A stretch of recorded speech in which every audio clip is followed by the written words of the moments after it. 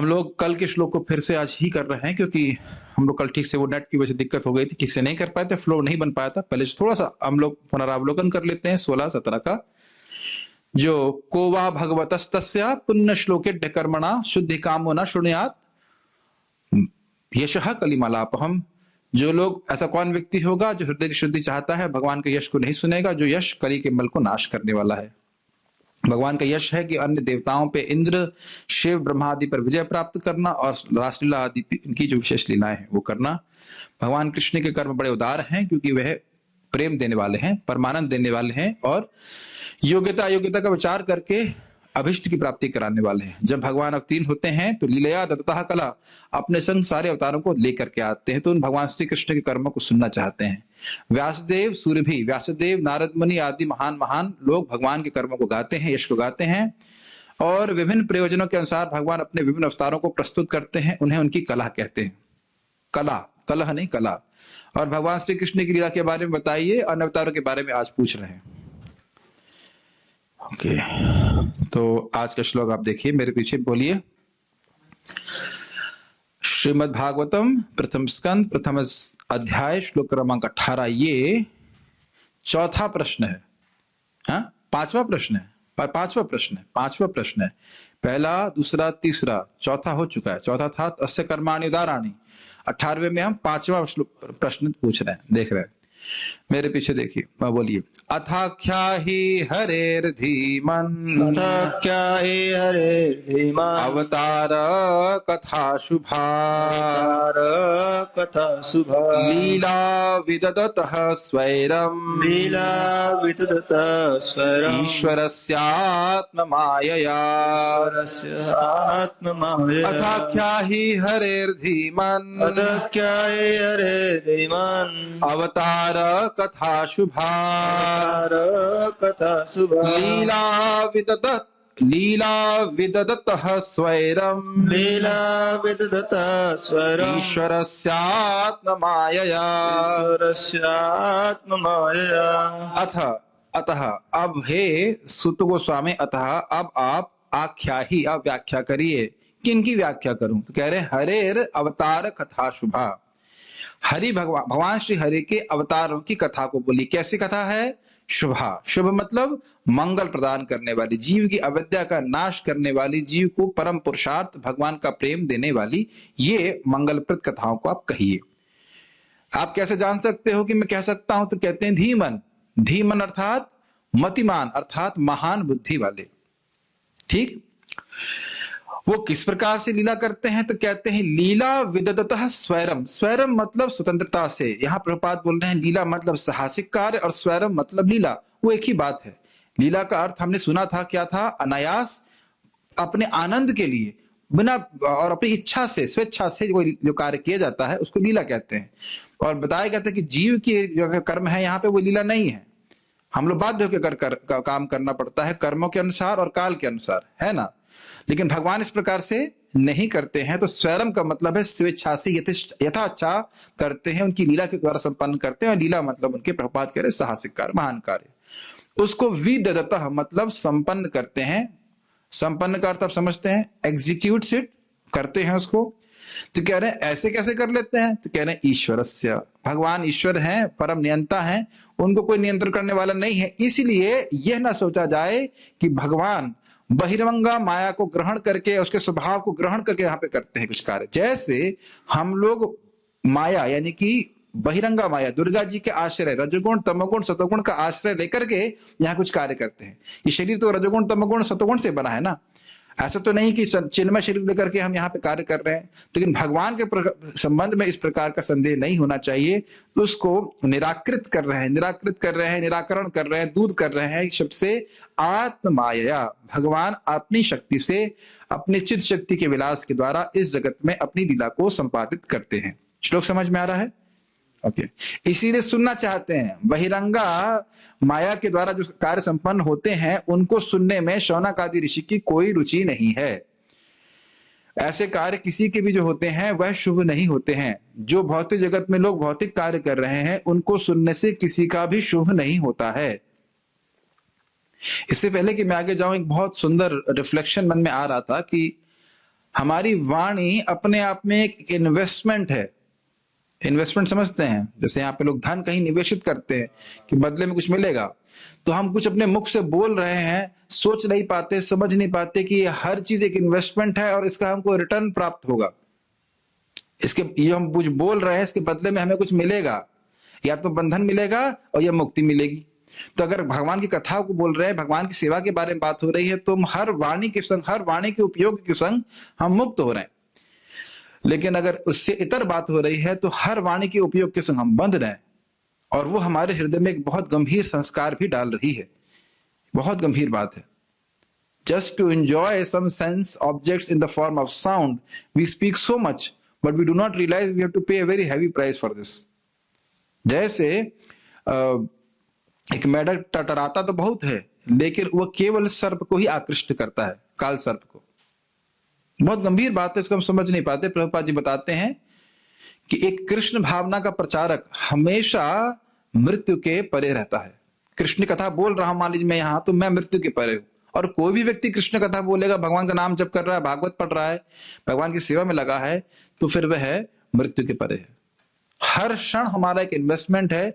अब हमने ये देखना है कि हम वो कहाँ इन्वेस्ट करते हैं। इन्वेस्टमेंट समझते हैं सब लोग, मतलब इन्वेस्टमेंट को हिंदी में क्या कहते हैं मुझे भी याद नहीं आ रहा है, लेकिन भागवतम में अपने समय को निवेशित करना ही सबसे मूल्यवान मतलब अभी इन्वेस्टमेंट है। बहुत अच्छी तरह से वापस आएगा। कैसे वापस आएगा? भगवान के प्रेम के रूप में। जब ये भगवत प्रेम हम रोज कथा सुन रहे हैं, जब कर रहे हैं, अपनी भक्ति लता को पोषण करने वाला चीज डाल रहे हैं, अब जब इससे फल प्राप्त होने लगेगा भगवत प्रेम, तो कितना सुख मिलेगा आप उसकी कल्पना नहीं कर सकते। तो बुद्धिमान व्यक्ति करता है। अनुवाद। हे बुद्धिमान सूत जी, कृपा करके हमसे भगवान के विविध अवतारों की दिव्य लीलाओं का वर्णन करें। परम नियंता भगवान के ऐसे कल्याणप्रद साहसिक कार्य तथा उनकी लीलाएं उनकी अंतरंगा शक्तियों द्वारा संपन्न होते हैं। सारार्थ दर्शनी। शुभा अर्थात मंगलप्रद यह कहकर यह सूचित किया जा रहा है कि श्री भगवान की सारी कथाएं मायातीत होती हैं। मायातीत का अर्थ समझ में आ रहा होगा, माया के परे, इस बहिरंगा जड़ जगत के परे होती है। होती यहां है, भगवान संपादित यहां करते हैं, लेकिन होती मायातीत है। नहीं समझ में आ रहा? मायातीत, बियॉन्ड माया, हो यहां रही हैं, और इसी कारण से लोग सोचते हैं कि ये सामान्य व्यक्ति है, लेकिन हैं मायातीत, माया के पूरी तरह पर है। इनका श्रवण कीर्तन करने से व्यक्ति मायातीत हो जाता है। इतनी शुद्ध है भगवान की माया, भगवान की कथाएं। Does it make sense? शुभा का अर्थ समझ में आ रहा है? शुभा मतलब अमरनाथ प्रभु, शुभा मतलब you don't know Hindi, anyways beyond Maya. ठीक है। कभी नहीं सोचना चाहिए कि भगवान श्री कृष्ण के कर्म जो हैं या उनके अवतारों के जो कर्म है वह माया के द्वारा संपादित होते हैं। वह ईश्वर है, माया के ईश्वर है। माया उनकी ईश्वर कभी भी नहीं है। ये क्लियर समझ में आ रहा है?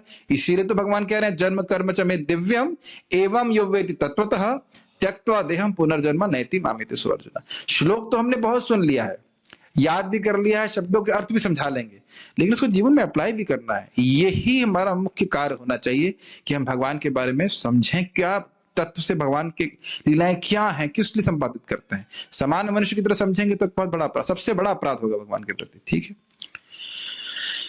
विदततः अर्थात भगवान वर्तमान काल में लीला कर रहे हैं, इसके द्वारा भगवान की लीला समूह के नित्यत्व को सूचित किया जा रहा है। विदततः तब शब्द पे टीका कर रहे हैं विश्वनाथ चक्रवर्ती ठाकुर। ये मैंने कल समझाया था, फिर समझा रहा हूं कि देखिए भगवान लीला हमेशा करते ही रहते हैं। और उदाहरण क्या दिया गया था इसके संबंध में? क्या नाम है आपका? कर्णामित प्रभु।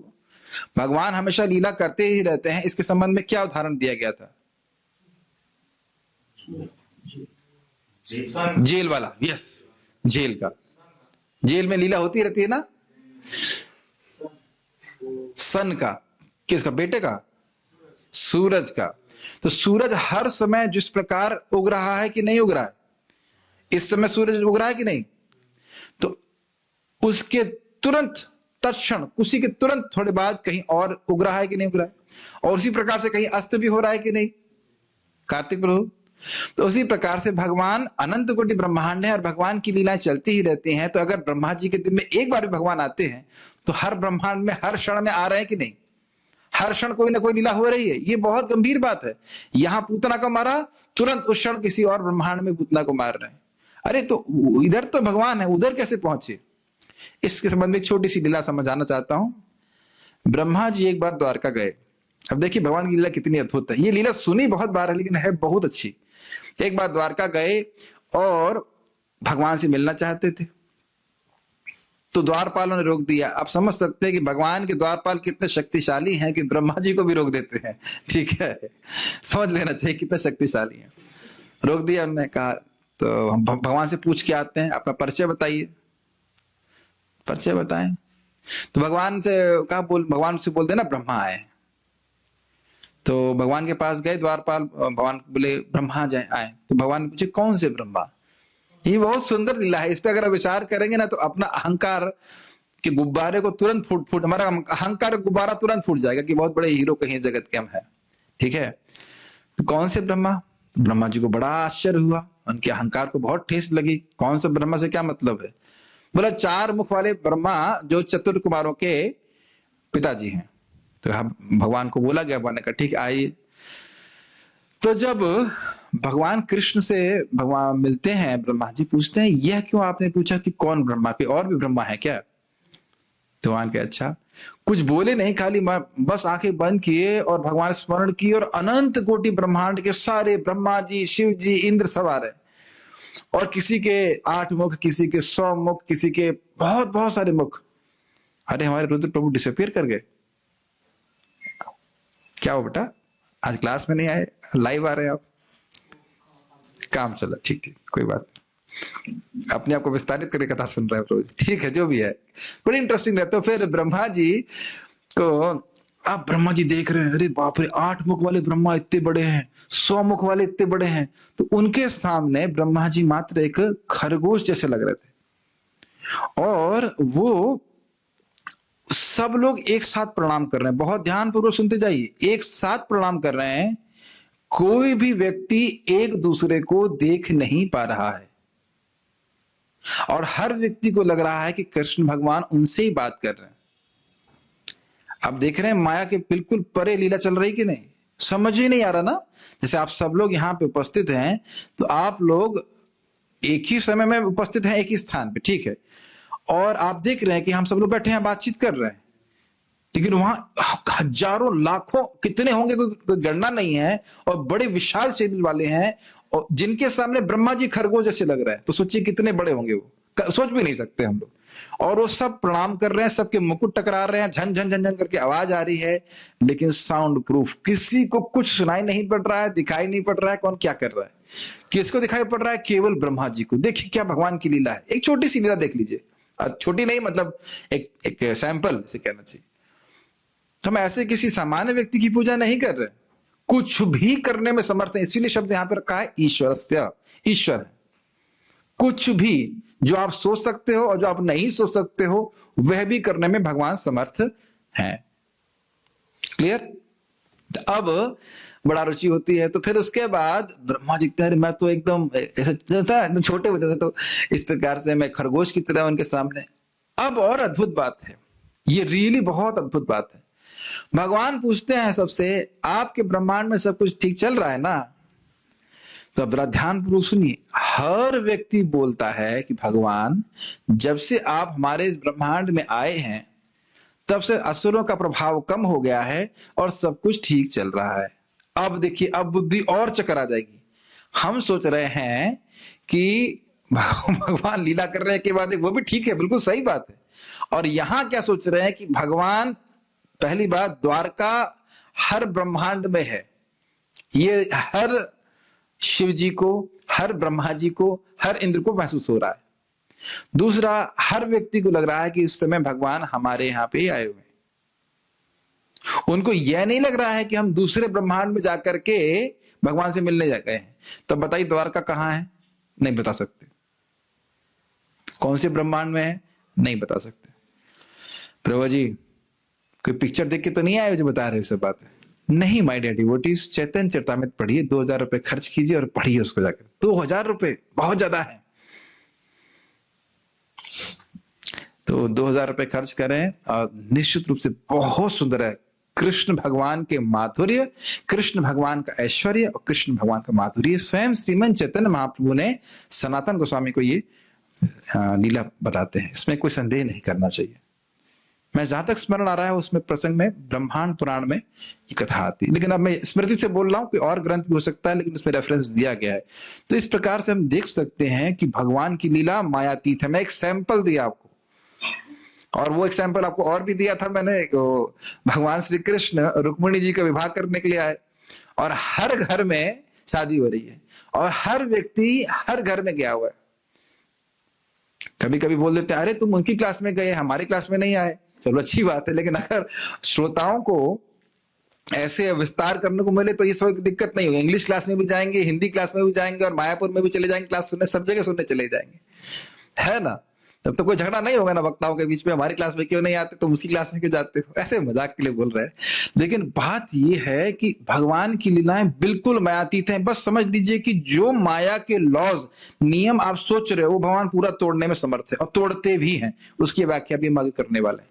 मायातीत में बता रहा था किस प्रकार से भगवान की दिव्य लीलाएं भगवान संपन्न करते हैं। विदधतः अर्थात भगवान वाले हमने समझा दिया, इसको वर्तमान में लीला कर रहे हैं और हर जगह लीला होती जा रही है। ऐसा नहीं सोचना चाहिए कि इस समय लीला नहीं हो रही है। भगवान का स्मरण करेंगे हम लोग मरते समय तो हम वहां पहुंचेंगे जहां भगवान अभी लीला कर रहे हैं। सिद्धांत यह है कि हम सीधे गोलोक नहीं जाते हैं। भाई जैसे नौकरी लगती है तो ट्रेनिंग करते हैं ना पहले, है ना। तो कृष्ण की लीला में, नित्य लीला में जाने से पहले हमको भगवान की उस भौम लीला में प्रवेश करना होगा जहां पे भगवान इस समय लीला कर रहे हैं। डायरेक्ट नहीं जा सकता मैं, नहीं। लेकिन वो एक ही बात है ना, आप भगवान की भौम लीला में है या नित्य लीला में, उसमें कोई अंतर तो नहीं होता है। भगवान का संग रह सकते हैं और बहुत दूर नहीं है हम लोग। श्रीनाथ जी कितना दूर है हम लोग भगवान की लीला से, बता सकते हैं आप? भगवान की लीला से हम कितना दूर हैं? मेरा प्रश्न समझ नहीं रहे। मुझे पता है कि आप लोग प्रश्न वृंदावन में रहने के संबंध में पूछ कर रहे हैं, लेकिन मैं सभी से प्रश्न कर रहा हूं, जनरल प्रश्न, जो कहीं भी सुन रहा है, आप भगवान कृष्ण की लीला से कितना दूर हैं? ये तो आप लोगों के प्रसंग में तो ठीक है, आप तो लीला स्थली में बैठे हैं, यहीं पे भगवान कृष्ण अपने गायों को पानी पिलाने के लिए आते थे, गौ घाट है, कोई दिक्कत नहीं।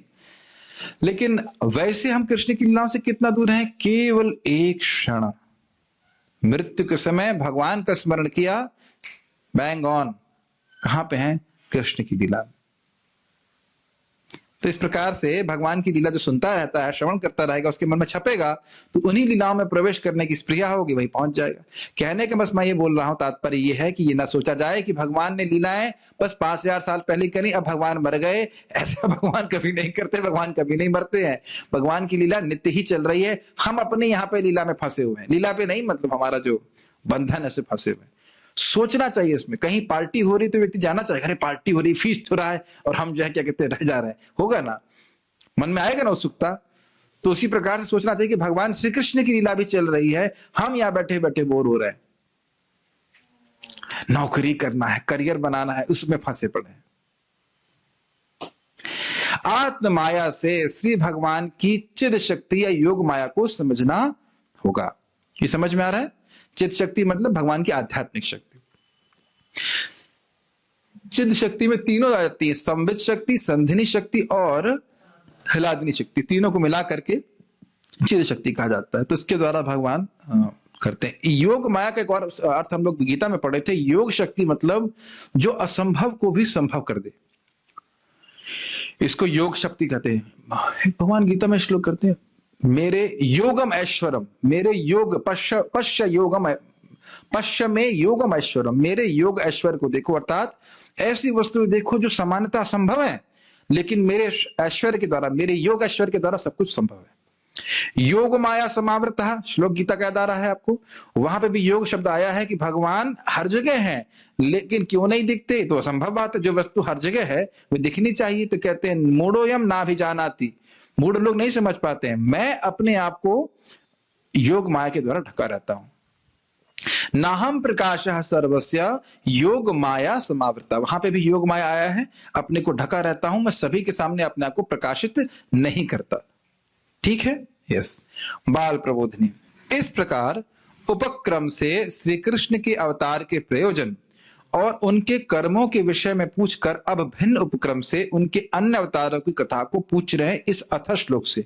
थोड़ा समझ लेना चाहिए। पहला तो प्रश्न था वो था परम श्रेय क्या है, दूसरा था शास्त्रों का सार क्या है जो जीव को संतुष्ट कर दे, और तीसरा था भगवान कृष्ण देवकी के गर्भ से क्यों प्रकट हुए। इन तीनों प्रश्नों में कोई अंतर है क्या? अंतर है तो आप तीन प्रश्न क्यों बोल रहे हैं? वस्तुतः आप देखें तो तीनों प्रश्नों में कोई अंतर नहीं है। शास्त्रों का परम श्रेय क्या है? भगवान में मति लग जाए, प्रेम हो जाए। उसके बाद शास्त्रों का सार क्या है? भगवान में भक्ति हो जाए। भक्ति का सार क्या है? भगवान श्री कृष्ण की दिव्य लीलाओं का श्रवण कीर्तन करना। तो अगर आप देखेंगे, ये चर्चा भक्त से हो रही थी कि ऐसा लग रहा है कि तीन अलग अलग प्रश्न कर रहे हैं, लेकिन प्रश्न वो एक ही विषय है, वो कोई अलग विषय नहीं है। अच्छा, उसके बाद क्या? हाँ, आप कह रही हो कि जन्म केवल ये प्रश्न किया, लग रहा है अलग प्रश्न है, लेकिन भगवान की भक्ति हम करते क्या है? यही तो करते पूछते हैं, भगवान ने जन्म क्यों लिया, क्या लिया, कैसे लिया। यही तो शुद्ध भक्ति है, श्रवण कीर्तन। यही शास्त्रों का सार है जो जीव को संतुष्ट करने वाला है, और यही परम श्रेय है, परम साधन है, परम साध्य है। मैं को कंफ्यूज नहीं कर रहा हूं, खाली मैं बोल रहा हूं कि सूक्ष्म रूप से देखने का प्रयास कीजिए। वो सारे प्रश्न एक ही है, ज्यादा अंतर नहीं है, ज्यादा का अंतर नहीं, वो सार वस्तु वही है। देखिए, उन्होंने पूछा शास्त्रों का सार क्या है, फिर तुरंत पूछा कृष्ण के बारे में बताइए। क्यों पूछ रहे हैं? उनको पता है शास्त्रों का सार क्या है। कृष्ण के बारे में सुनना चाहते हैं, वही शास्त्र का सार है ना, भक्ति भगवान की। तो इस प्रकार से तो बड़ा रोचक है श्रीमद् भागवतम, रियली बहुत रोचक है। ध्यान देना होगा कि तीसरे प्रश्न में पूछा भगवान कृष्ण देवकी और वसुदेव के द्वारा क्यों प्रकट हुए, और चौथे में पूछा श्री कृष्ण की लीला क्या है जो अन्य अवतारों को अपने साथ में लेके आते हैं, और अब पांचवें प्रश्न में पूछने के अवतार की कथा बताइए। और इसमें सारे अवतार आ गए, पुरुष अवतार, लीला अवतार इत्यादि सभी आ गए।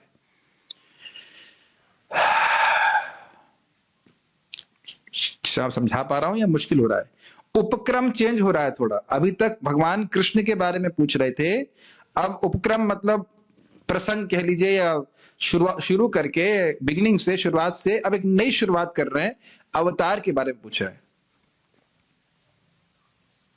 अवतार कथा के बारे में पूछ रहे हैं। उपक्रम भिन्न होने से यह नहीं सोचना चाहिए कि यह ज्ञान सर्वसाधारण है, इसलिए आप यह ना कहिएगा कि आपको यह प्रश्न किसी अन्य से पूछ लेना चाहिए, अपितु आप सब कुछ जानते हैं, इसलिए अति आग्रह से हम आपसे पूछ रहे हैं।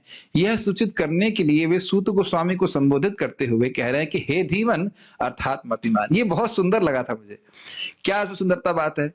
मान लो सूत गोस्वामी कहें, अरे ये तो बहुत आसान है भाई, भगवान कृष्ण का चरित्र मैं मान सकता हूं बहुत कठिन है, लेकिन अवतारों की कथा तो बिल्कुल मुश्किल बात नहीं है, तो इसके बारे में आप मुझसे मत पूछिए, इसके बारे में आप किसी अन्य व्यक्ति से पूछिएगा। तो कहते नहीं, ऐसा मत सोचिए कि ये अवतार कथा ये जो है ये सब बहुत सामान्य बात है, आप इसको आगे तीसरे अध्याय में पढ़ने वाले हो। अवतार कथा जो है ये भी बहुत गुही है। कितने लोग जानते हैं कि नारद जी भगवान के अवतार हैं?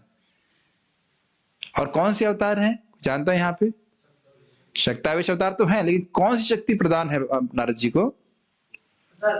भक्ति का प्रचार करने के लिए, ठीक है ना, पॉलिटिक्स का प्रचार करने के लिए नहीं। ठीक है, तो कितने लोग जानते हैं नारद जी के बारे में? अच्छा, 4 कुमारों के बारे में कौन जानता है कि भगवान के अवतार है? तो आप देखो, आप लोग श्रवण कर रहे हो भागवत इसलिए जानते हो, ऐसा नहीं कि सभी लोग जानते हैं। और हम श्रवण क्यों कर पा रहे हैं? क्योंकि सूत गोस्वामी जी बताए हैं उनको। तो इसलिए ऐसा मत सोचिएगा कि अवतार जो कथा है वह सामान्य है, अपितु वह भी बहुत गुह्य ज्ञान है, इसलिए आप उसको बताइए। अरे तो गुह्य तो मैं कैसे बताऊंगा? धीमन, आप बुद्धिमान वाले, बहुत प्रखर बुद्धि वाले हैं, आप महान बुद्धि वाले हैं, आप सब जानते हैं, ये हमको बताइए। इसलिए हमारा बहुत सुनने का आग्रह है, हमारी रुचि है, आप बताइए। ठीक है, ओके।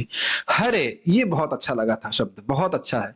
हरे शब्द की एक जो आप भागवत में आगे श्लोक देखेंगे, अहम हरे ताव पादे कमूलम दासानुदासो भवितास्मि भूया में हरे के 3 अर्थ बताए गए थे। एक तो यही है कि भक्तों के दुख को नाश करने वाले, दूसरा था भक्तों के अभिष्ट को प्रदान करने वाले, जो भक्त चाहते हैं उन्हें प्राप्त करने वाले, तीसरा था कि जो उनका नामोच्चारण करता है उसको अपना मानते हैं।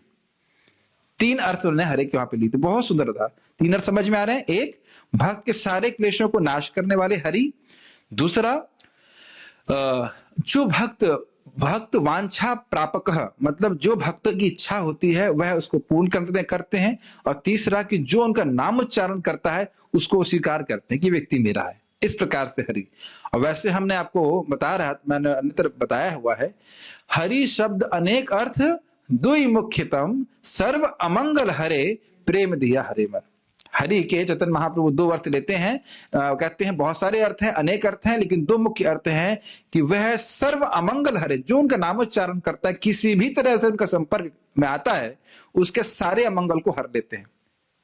क्या हुआ हरि का अर्थ? एक, करुणामृत प्रभु,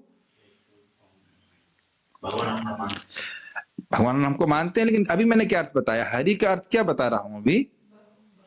सारे अमंगल को हर लेते हैं। जो भी आप देख रहे हो, काम, क्रोध, लोभ, मोह, मद, सबको छीन लेते हैं, खींच लेते हैं, छीन लेते हैं। एक्चुअली अगर हम रखना भी चाहें कि नहीं काम तो मुझ पर रख लेता हूं अपने पास ना, वो भी खींच के चुरा लेंगे, खत्म कर लेंगे। और अमंगल हरने के बाद प्रेम देकर के मन को भी हर लेते हैं, क्योंकि मन वहीं जाता है जहां उसको सुख मिलता है। और जब प्रेम होता है भगवान से, तो जब ध्यान दीजिएगा, जब प्रेम होता है तो कुछ भी भगवान के बदले करेगा उसको बहुत सुख मिलेगा, तो अपने आप मन चोरी हो जाएगा। चाहेगा भी कि मन भगवान से हट जाए तो नहीं हट पाएगा। इस प्रकार से भगवान चोरी करते मन। तो यहाँ पे हरे शब्द की व्याख्या हो रही है, अर्थात हरे अर्थात भक्त दुख हरणशील भगवान। दुख हरणशील का अर्थ क्या है? शील का अर्थ होता है सुंदर स्वभाव, वह स्वभाव, वह गुण जो व्यक्ति कभी नहीं त्यागे। सुंदर स्वभाव जिसको व्यक्ति कभी त्यागे नहीं, उसको शील स्वभाव कहते हैं, अच्छा स्वभाव कहते हैं। तो कह रहे हैं दुख हरणशील, भगवान का ये स्वभाव ही है कि अपने भक्तों के दुख को दूर करने में वो लगे ही रहते। ये हरे शब्द का अर्थ है। इसलिए ऐसे भगवान है। अतः श्रवण कीर्तन में लगे रहने वाले अपने भक्तों के संसार दुख को दूर करने के लिए ही जो स्वैरः अर्थात यथेष्ट अर्थात मर्यादा अतिक्रम के द्वारा भी आत्म माया अर्थात अचिंत शक्ति से नानाविध लीला करते हैं। बहुत सारे अर्थात हो गए, समझाने का प्रयास करता हूं। भक्तों के दुख को दूर करना है। क्या? कौन दूर करता है? कौन दूर करता है? कौन करता है? क्या बताया था? कौन करते हैं? भगवान श्री कृष्ण। यहाँ पे शब्द उनको संबोधित किया जा रहा है हरि शब्द से, हरि से। अब भक्तों के दुख कैसे दूर होंगे? जब वह भगवान का श्रवण कीर्तन करेंगे। अब श्रवण कीर्तन भी बड़ा रोचक होना चाहिए ना, कुछ रोचक होना चाहिए, तब तो श्रवण कीर्तन करने में कुछ आनंद आएगा। तो लीला ऐसी करते हैं अपनी इच्छा से, स्वैरः मतलब स्वतंत्र इच्छा से, अपनी इच्छा से भगवान ऐसी लीला करते हैं जिसमें मर्यादा का अतिक्रम होता है। मर्यादा का अतिक्रम मतलब इस जगत के नियम के अनुसार लीला नहीं करते हैं, समझ रहे हैं? इस जगत के नियम के अनुसार लीला नहीं करते, ऐसी लीला करेंगे जिसको सुन करके व्यक्ति चकित हो जाए। अरे भाई, लीला सुन के चकित ही नहीं हुआ तो लीला कैसी हुई? ये बताइए। सुखदेव गोस्वामी जो इस जगत में किसी भी वस्तु के प्रति निरपेक्ष थे, कुछ भी नहीं चाहते थे, वह भी भगवान की एक गुण को सुन करके, दो गुण थे लेकिन मैं एक गुण की बात कर रहा हूं, एक विशेष गुण को देखकर भगवान के प्रति आकृष्ट हुए। कौन सा गुण था भगवान का? पूतना वध, पूतना को मार दिया। तो ये कोई गुण हुआ? क्या था उस गुण? उस पूतना के वध में भगवान ने क्या गुण प्रस्तुत किया था? दया का, सर्वोपरि दया का। और उस दया को देख करके, सुन करके सुखदेव गोस्वामी भी आश्चर्यचकित हो गए। तब बहुत ध्यानपूर्वक सुनिए, इस जगत में हम किसी भी वस्तु में रस देख रहे हैं तो उस रस को देख करके हम अनुभव करके चकित हो रहे, अरे बहुत बढ़िया चीज है, इसको जरूर चखना चाहिए, देख करके, सूंघ करके, स्पर्श करके, है कि नहीं? तो सुखदेव गोस्वामी के हृदय को जगत का कोई दृश्य, कोई रस, कोई स्पर्श, कोई गंध चकित नहीं कर सकती थी। There is nothing wondrous for him in this world. लेकिन फिर भी कृष्ण के गुण को सुनकर के आकृष्ट हुए।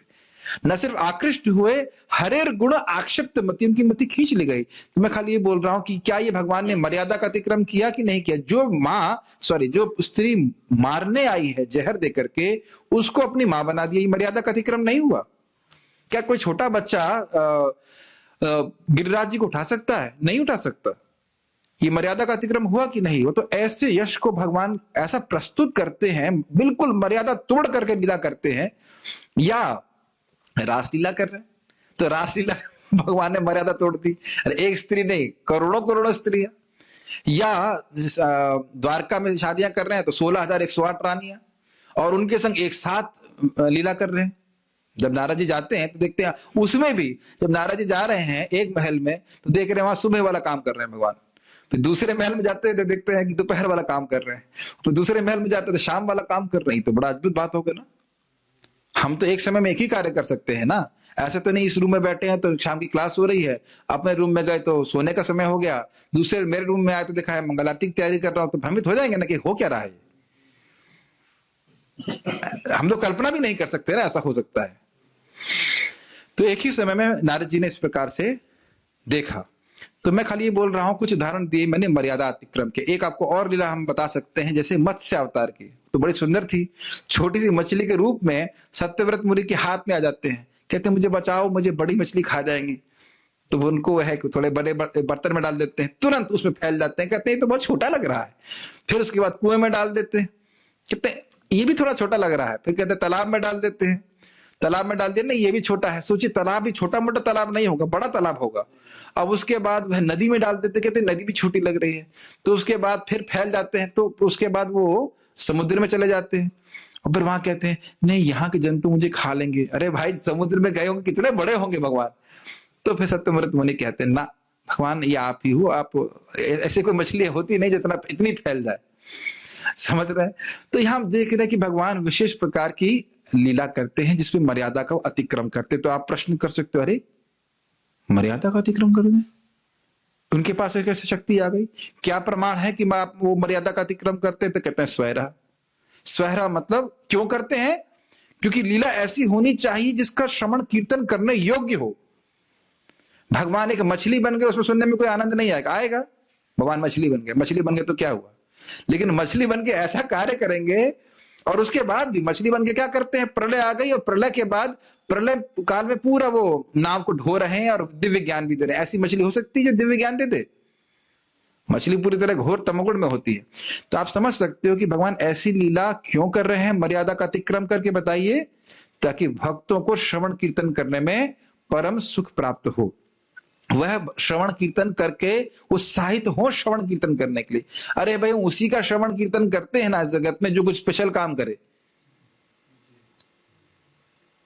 होता है कि नहीं। आप देखिए रोज हम प्रसादम हॉल में बैठते हैं, कोई ना कोई लोग श्रवण कीर्तन चालू कर देते हैं, अरे आजकल तो बहुत अच्छा बन रहा है, पहले तो अच्छा नहीं था, आजकल तो बहुत अच्छा बन रहा है। अरे भाई अच्छा बन रहा है तभी तो कुछ बोल रहे हैं, नहीं वैसे खराब होता तब भी बोलते हैं या तो विशेष रूप से खराब हो या विशेष रूप से अच्छा हो तभी बात होती है, कुछ विशेषता होनी चाहिए ना, नहीं होता है, ये बात बोल रहे। तो ऐसा भगवान विशेष लीला करते हैं, क्यों, क्योंकि दुख हरणशील है, ये बात ध्यान रखना होगा। क्यों, क्योंकि हरि है। क्लियर समझ में आ रहा है। तो इस प्रकार से भगवान करते हैं। तो कैसे करते हैं, जरूर इस जगत की कुछ वस्तु का आश्रय लेते होंगे, तो कहते हैं ना आत्म माया। भगवान अपनी शक्ति से सारा कुछ संपादित करते हैं, सारा साजो सामान भगवान का दिव्य होता है, वह माया की कोई वस्तु का उपयोग नहीं करते। लगे जरूर कि कर रहे हैं, लेकिन कोई वस्तु उनकी माई की नहीं होती, चाहे उनका नाम हो, चाहे रूप हो, चाहे गुण हो, चाहे लीला हो, चाहे कुछ भी हो। ठीक, ओके। और ये भी नहीं कि एक ही लीला करते हो, बहुत प्रकार की लीला करते हैं। एक क्षण में, एक घंटे में जो महाप्रभु लीला कर देते हैं उसको अनंत देव भी वर्णित नहीं कर सकते अपने हजारों मुखों से। ये सब जो है वर्णन चैतन्य चरितामृत में आता है। तब प्रश्न करेगा भाई ऐसे कैसे हो जा रहा है, कैसे कर पा रहे हैं, तो कह रहे ईश्वरस्य। ईश्वरस्य अर्थात सर्वथा सब कुछ करने में समर्थ भगवान। ईश्वर समझ रहे हैं, कंट्रोलर, परम नियंता, उनके कोई कंट्रोलर नहीं है। आप ये प्रश्न नहीं कर सकते कि भगवान कैसे सब कुछ कर देते हैं, कैसे कर देते हैं, ईश्वर है, परम नियंता है। जब बोल दिया परम नियंता मतलब उनका नियंता कोई नहीं है और वह सभी के नियंता है। स्पष्ट समझ में आ रहा है। परम नियंता मतलब, परम का मतलब उनसे परे कोई नहीं, तो वो सभी के नियंता है और उनके नियंता कोई नहीं है। तो इसलिए इसमें कोई डाउट नहीं होना चाहिए, भगवान कुछ भी कर सकते हैं। इसीलिए याद रखना चाहिए भगवान कुछ भी कर सकते हैं, इसलिए अपने आप को अनादिकाल से अपने पवित्र नामों के रूप में विस्तारित किए हैं, ताकि उनके नामों के चरण के द्वारा जीव तुरंत पवित्र हो जाए। ठीक है। शुभा अर्थात वक्ता, श्रोता और प्रवर्तक के हर अभिष्ट को पूरा करने वाली अवतार कथा को हमसे कहिए। देखिए अब वही शुभा के थोड़े अर्थ ने अलग से हल्का सा और अलग अर्थ लिए। एक शुभा का अर्थ क्या था, मंगलप्रद। अब किसको किसको मंगल देने वाली है, जो बोलने वाला है, जैसे मैं बोल रहा हूं, और सुनने वाला जैसे आप लोग सुन रहे हैं, और प्रवर्तक भाई जिसने कथा का प्रवर्तन किया है उसकी भी इच्छा को पूर्ण करने वाली। प्रवर्तक को समझ रहे हैं आप, जिसने कथा को कहीं लिखा है या अंकित किया है, लिखित किया है, किसी तरह कथा में सुविधा प्रदान करी है। प्रवर्तक का मतलब होता है शुरुआत करने वाला। जैसे श्रील व्यासदेव जी इस शास्त्र के प्रवर्तक है कि नहीं, सृष्टा कह लीजिए, तो वह भी व्यासदेव जी की भी इच्छा पूर्ण हो रही है। आप जानते हो श्रीमद् भागवतम को लिख करके व्यासदेव जी बड़े प्रसन्न हुए कि हाँ जीवों का परम कल्याण होगा। तो ये भगवान की कथाएं जो हैं, ये श्रोता, वक्ता और उनके प्रवर्तक, जैसे चैतन्य चरितामृत के प्रवर्तक कौन है? श्रील कृष्णदास कविराज गोस्वामी, तो उनके अभिष्ट को भी पूर्ण करने वाली है। ठीक है, इस प्रकार से वह शुभ है। ऐसी अवतार कथा को कहिए। अब कथा में वो क्या सुनना चाहते हैं आप ये बताइए। तो कह रहे हैं वे कौन से अवतार हैं, इसको आप तीसरे अध्याय में देखोगे कौन कौन से अवतार आ रहे हैं प्रथम स्कंद के, किस लिए आते हैं, क्या प्रयोजन है, कैसे आते हैं, कहां कहां आते हैं, कहां अवतरित होते हैं, और उनका क्या आकार आदि है, यह सब हमसे कही अर्थ है। अवतार कथा का मतलब समझ में आ रहा है, कौन है, कैसे आते हैं, क्यों आते हैं, क्या आकार है और कहां आते हैं, ये सब हमको बताइए। ये सब डिटेल सुनना चाहते हैं तो समझ लीजिए, कथा का जब बोल रहे अवतार कथा तो ये सब अंश आप अवतार कथाओं में देखेंगे। मत्स्य अवतार क्यों आए, आपको पता है। वराह अवतार क्यों आए, तो जैसे जैसे आप बोलूंगा वराह तो आप समझ गए, हाँ वराह मतलब भगवान का शुक्र रूप। आकार याद आ रहा है ना, क्यों आए, कहां आए, वो सब हम भागवत में पढ़ते चले जाएंगे। तो ये बात हमारे अवतार कथा के प्रश्न के संबंध में हमें याद रखना होगा। जब भी अवतार कथा की बात आएगी तो सब रहेंगे, क्यों आए, कहां आए, किस लिए आए इत्यादि। तो ये सब हम सुनना चाहते हैं। तो आप ये देख सकते हैं कि आचार्यों ने कितना एक एक शब्द पे विचार किया है कि नहीं। ये बड़ा रुचिपूर्ण लगता है कि कितना उन्होंने विचार किया है इन एक एक भागवत के श्लोकों पे, और कितना रस का अनुभव किए होंगे। ठीक है, तात्पर्य श्रील प्रभुपाद जी का, भौतिक जगतों की उत्पत्ति, पालन तथा संहार के लिए पूर्ण पुरुषोत्तम भगवान स्वयं हजारों रूप में अवतरित होते हैं, और इन विविध दिव्य रूपों में वे जो जो साहसिक कार्य करते हैं वे सभी कल्याणप्रद होते हैं। देखिए श्रील प्रभुपाद की इस लाइन से हमें क्या समझना होगा, यह नहीं सोचना है कि हमें केवल कृष्ण की लीला सुननी है और वराहदेव की लीला नहीं सुननी है। हाँ वो तो नहीं सुनेंगे, कृष्ण का चरित्र ही सुनेंगे। ये श्रील प्रभुपाद जी कई बार बताएंगे कि ऐसा नहीं है कि भगवान कृष्ण के बारे में सुनना है और पांडवों के बारे में नहीं सुनना है। पांडवों की कथा जहां होगी वहां कृष्ण कथा अपने आप होगी, वहां कृष्ण होंगे ही। पांडवों की कथा हो और कृष्ण ना हो ऐसा नहीं हो सकता है। प्रहलाद महाराज की आप देखिए कथा, 7वें स्कंद में प्रहलाद महाराज की कथा बहुत लंबी है और नरसिंहदेव की कथा बहुत छोटी है, बहुत कम है ना। नरसिंहदेव आए, मारा, थोड़ी उन्हें प्रार्थना करिए, समाप्त। लेकिन प्रहलाद महाराज की कथा कितने विस्तार से है। तो यह नहीं सोचना चाहिए कि भक्तों की कथा जो है भगवान की कथा से अलग है, यह भी नहीं सोचना चाहिए। तो ये सभी कल्याणप्रद हैं, और स्पेशली जब भक्तों की हम कथा सुनते हैं तो हमारे हृदय में ये इच्छा आती है कि हम भी काश इस प्रकार का प्रेम भगवान से कर सके। कल्याणप्रद का तो आप समझ रहे हैं, भगवान का प्रेम देने वाली, और सब दिव्य हैं कथाएं। जो लोग ऐसे कार्यों के समय उपस्थित रहते हैं तथा जो ऐसे कार्यों की दिव्य गाथाओं को सुनते हैं वे दोनों लाभान्वित होते हैं, और उतना ही लाभान्वित होते हैं। जो सुख माता यशोदा को भगवान कृष्ण की लीला में सम्मिलित होकर के या भाग लेकर के मिल रहा है, जैसे जैसे भक्त का प्रेम बढ़ जाता है उसको वही सुख प्राप्त होता है लीला श्रवण करके, जो नित्य पार्षदों को भगवान की लीला में प्रवेश करके प्राप्त होता है। प्रवेश नहीं कहना चाहिए, वो तो हमेशा प्रविष्ट रहते हैं, मतलब लीला में संलग्न होकर के अनुभव होता है।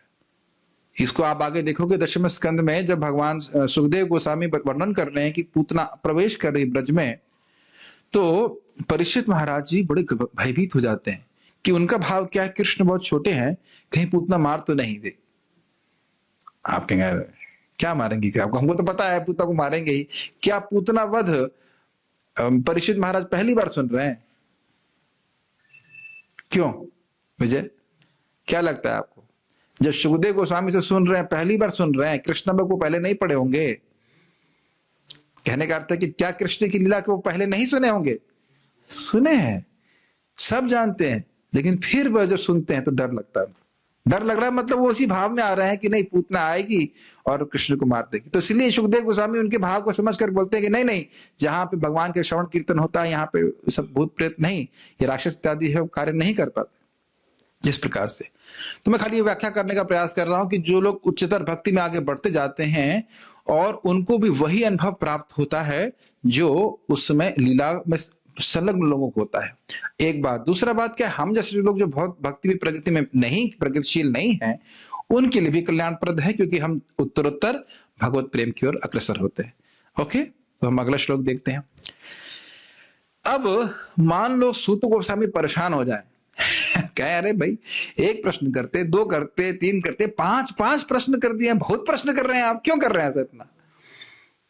तो अब अपनी अतृप्तता को, कि कथा सुनने में का बहुत आग्रह है, वह ये श्लोक कह रही। बहुत सुंदर श्लोक है और इसको आप लोग समझने का प्रयास कीजिए, मेरे पीछे बोलिए। वयम तु न वितृप्यामा, इन्होंने खाना नहीं खाया, कोई और बोलेगा? थके हुए लग रहे बेचारे। कोई और गा सकता है, बोल सकता है? नहीं कोई बोल, चलो ये थके वाली डिबूटी कोई बोल दीजिए, ठीक है। थोड़ा ऐसा करो, करना में तुम साथ में बगल में कुछ जूस पिला दो, जरा कुछ खा के बेचारे भूलेंगे, थक गए बेचारे। वयम तु न वितृप्यामा, वयं तु न वितृप्यामा, उत्तम श्लोक विक्रमे, उत्तम श्लोक विक्रमे, यच्छृण्वतां रसज्ञाना, यश्रुतां रसज्ञाना, स्वादु स्वादु पदे पदे, साधु साधु पदे पदे। वयं तु न वितृप्यामा, वयं तु न वितृप्यामा, उत्तम श्लोक विक्रमे, उत्तम श्लोक विक्रमे, यच्छृण्वतां रसज्ञाना, यश्रुतां रसज्ञाना, स्वादु स्वादु पदे पदे, साधु साधु पदे पदे। वयं तु न वितृप्यामा, वयं तु न वितृप्यामा, उत्तम श्लोक विक्रमे, उत्तम श्लोक विक्रमे, यच्छृण्वतां रसज्ञाना, यश्रुतां रसज्ञाना, स्वादु स्वादु पदे पदे। साधु साधु पदे पदे। ये श्लोक बहुत सुंदर है, इसको सब लोग याद करने का प्रयास कीजिएगा। तो कह रहे हैं कि सूत गोस्वामी मान लो कहें भाई बहुत प्रश्न कर रहे हैं आप, एक करते, दो करते, बहुत सारे प्रश्न कर रहे हैं, इतना क्या आपका आग्रह है? तो कह रहे हैं वयम तु न वितृप्यामा, हम लोग, वयम मतलब हम लोग, तू लेकिन, न वितृप्यामा हम लोग बहुत अच्छी प्रकार से तृप्त नहीं हो रहे। मतलब अन्य लोग तृप्त हो सकते हैं, लेकिन वयम तो ना वितृप्यामा, भाई हम तो कथा से तृप्त नहीं हो रहे, ये कहना चाहते हैं। हिंदी जैसी लग रही है कि नहीं? किस चीज से तृप्त नहीं हो रहे हैं? कह रहे उत्तम श्लोक विक्रम है। भगवान विष्णु को, कृष्ण को उत्तम श्लोक कहा जाता है क्योंकि उत्तम श्लोकों से उनका वर्णन किया जाता है, उत्तम लोग उनका वर्णन करते हैं, दोनों ही बातें हैं। या जिनका यश तम से ऊपर है, उद्गत तमः इति उत्तम, तो जिनका यश तम के ऊपर है, भगवान विष्णु के बारे में बात हो रही, उनके विक्रम, विक्रम मतलब महान क्रम, महान लीलाएं, साहसिक कार्य, जैसे हमने पिछले श्लोक में सीखा था, उसको सुनने में हम तृप्त नहीं हो रहे हैं। तो भाई तृप्त क्यों नहीं हो रहे हो? तो कह रहे हैं यश श्रृण्वताम, जो उसको सुन रहे हैं, और रसज्ञा नाम, जो उसके रस को जानते हैं, तो उनको तो स्वादु स्वादु पदे पदे, हर मतलब बहुत सुस्वादु, स्वादाति स्वादु, मतलब पहले जितनी अच्छी लग रही थी उससे और अच्छी लग रही है, फिर और जितनी अच्छी लग रही है उससे और अच्छी लग रही है। तो स्वादु स्वादु का मतलब है स्वाद उसका बढ़ता जा रहा है। कह रहे हैं किस पे? पद पद पे, हर अक्षर पे, हर शब्द पे। हो सकता है कि ऐसा हमारा अनुभव नहीं हो, या उतना अनुभव नहीं हो, तो कारण क्या है? क्योंकि हम रसज्ञ नहीं है अभी। लेकिन अगर रस के ज्ञाता है, कथा के रस को समझते हैं, भगवान से प्रेम है, तो इस प्रकार का अनुभव भक्तों को होता है। जैसे कि श्रील रूप गोस्वामी कहे है ना कि एक कृष्ण नाम बोलता हूं तो मैं चाहता हूं कि मेरे करोड़ों करोड़ों मुख हो, और जब कान में प्रवेश करता है तो मैं चाहता हूं मेरे अरबों अरबों कान हो, और जब मन में वो नाम प्रवेश कर जाता है तो सारी इंद्रियों पर विजय प्राप्त कर लेता है। इस प्रकार का अनुभव तब होता है जब भक्त के हृदय में प्रेम होता है। तो कहेंगे ठीक है, तो पहले प्रेम दे दीजिए, तो कहते ना, प्रेम होगा जब सुनेंगे, जब श्रवण कीर्तन करेंगे तो भगवान में प्रेम होगा, और फिर इस प्रकार का अनुभव होगा। वैसे आप ये भी जानते हो कि श्लोक को भले ही आप पढ़ाओ, और मैं भी इसको पढ़ चुका हूं, लेकिन जितनी बार इसका उच्चारण करते हैं, बोलते हैं, कहते हैं, बहुत सुख अच्छा मिलता है, बहुत अच्छा लगता है। ठीक है, श्लोक समझ में आ रहा है आप लोगों को? ओके। इसकी टीका बड़ी सुंदर है कि क्यों तृप्त नहीं हो रहे, इस पे व्याख्या कर रहे, बहुत सुंदर टीका है। अनुवाद पढ़ते हैं। हम उन भगवान की दिव्य लीलाओं को सुनते थकते नहीं, जिनका यशोगान स्तोत्रों तथा स्तुतियों से किया जाता है। उत्तम श्लोक का शब्द बता रहा है, अर्थ बता रहा है प्रभुपाद। उनके साथ दिव्य संबंध के लिए जिन्होंने अभिरुचि विकसित कर ली है, रसज्ञा नाम। रस है भगवान श्री कृष्ण, रसज्ञ मतलब जो कृष्ण को जानते हैं, कृष्ण कथा के रस को जानते हैं। तो वो प्रभुपाद कह रहे हैं कि जिन्होंने कथा की रुचि को विकसित कर लिया, मतलब भले ही शुरुआत में रुचि नहीं थी, लेकिन कथा श्रवण करके करके करके करके अब कथा में रुचि प्राप्त कर ली है, भगवत प्रेम है हृदय में, तो वे प्रतिक्षण उनकी लीलाओं के श्रवण का आस्वादन करते हैं। प्रतिक्षण का मतलब क्या है? ऐसा कोई क्षण नहीं है कि उनको भारी लग रहा हो कि भाई अब हमें कथा नहीं सुननी है या कथा नहीं कहनी, बहुत हो गया, ऐसा कभी नहीं होता। जैसे कि अनंत देव भगवान, अनंत शेष भगवान हजारों मुख से अनादिकाल से कृष्ण कथा कह रहे हैं, तब तो थक गए होंगे ना? पानी पी रहे होंगे तो ना? कृष्ण कथा कहे जा रहे हैं, कहे जा रहे हैं, कहे जा रहे हैं, तो खत्म नहीं हुई कृष्ण कथा? कहते ना, कथा भी खत्म नहीं हो रही है, ना उनका उत्साह खत्म हो रहा है, और अनादिकाल से कृष्ण कथा कर रहे हैं। ये हमें, श्रीमती राधा रानी का भी एक गुण है कि कृष्ण कथा सुनने में उनकी रुचि हमेशा रहती, हमेशा रुचि रहती है, कृष्ण के बारे में सुनना चाहती हैं। श्रील प्रभुपाद जी अन्यत्र जो कहते हैं कि भगवत धाम जाने की एकमात्र योग्यता है कि कृष्ण के बारे में श्रवण करने की इच्छा। मैं आप लोगों को क्लास में बैठने के लिए, प्रेरणा देने के लिए नहीं बोल रहा हूं। ये मत सोचिएगा कि मैं बोल रहा हूं कि क्लास में आओ इसलिए हम आपको महत्व बता रहे हैं। जब महत्व सुनते हैं तब हम उसको थोड़ी महिमा सुनते, तो हमारा उसमें कुछ लगता है कि हम थोड़ा सा सुने। मैं भी चैतन्य चरितामृत की आदि लीला में ही 7वें अध्याय में पढ़ रहा था। प्रभुपाद जी कह रहे हैं कृष्ण भावामृत का आंदोलन क्यों खोला गया है? ताकि लोगों को कृष्ण के बारे में सुनने का मौका मिले, ताकि जैसे जैसे वो कृष्ण के बारे में सुनेंगे, भगवान का प्रसाद पाएंगे, भगवान का नाम जप करेंगे, तो सहज रूप से भगवान के प्रति प्रेम बढ़ने लग जाएगा। क्या मनोज प्रभु आपको कृष्ण अच्छे नहीं लग रहे? Is it not? सुनी तो रहे, और तो हम कुछ नहीं कर रहे हैं। श्रवण के प्रभाव ऐसा है कि भगवान के प्रति प्रेम जागृत होने लगता है। और इस जगत में भी हम वस्तुओं की जब महिमा सुनते हैं तो उनके प्रति हमारी उपादेय बुद्धि होती है कि बहुत बढ़िया है, इसमें ये जरूर करना चाहिए। तो श्रवण कीर्तन के द्वारा ही भगवान से प्रेम होता है, और कोई तरीका नहीं। तो आप समझ पा रहे होंगे, रसज्ञ मतलब हुआ जिन्होंने भक्ति करके, श्रवण कीर्तन करके भगवान में प्रेम जागृत कर लिया है, उनको ऐसा अनुभव होगा कि जो लीला है वो प्रतिक्षण बहुत अच्छी लग रही, बहुत सुंदर लग रही, उसको एक शब्द को भी वह छोड़ना नहीं चाहते। जैसे जब बहुत अच्छा प्रसादम होता है और भूख होती है, तो हर कौर में क्या बोलते हैं हम लोग? स्वादु स्वादु पदे पदे। लेकिन आप जानते हो कि पेट भर जाने के बाद फिर वो अनुभव नहीं होता है। तो उसके बारे में भी व्याख्या करने वाले हैं। सारार्थ दर्शनी, उत्तम अर्थात सर्वश्रेष्ठ, और श्लोक अर्थात यश जिनका है वे भगवान। तो उत्तम श्लोक का अर्थ क्या हुआ? जिनका यश सर्वश्रेष्ठ है, जीवों का कल्याण करने में जिनका यश सर्वश्रेष्ठ है, रस की दृष्टि से जिनका यश सर्वश्रेष्ठ है, मात्रा की दृष्टि से कि किसका यश सबसे अधिक है? भगवान कृष्ण का। तो मात्रा की दृष्टि से, रस की दृष्टि से, जीवों का कल्याण करने की दृष्टि से, हर प्रकार से भगवान का यश सर्वश्रेष्ठ है। उत्तम श्लोक, ये एक अर्थ होगा। अथवा इसका अर्थ हो सकता है कि जिनकी कीर्ति का कीर्तन उत्तम अर्थात श्रेष्ठ व्यक्तियों द्वारा किया जाता है।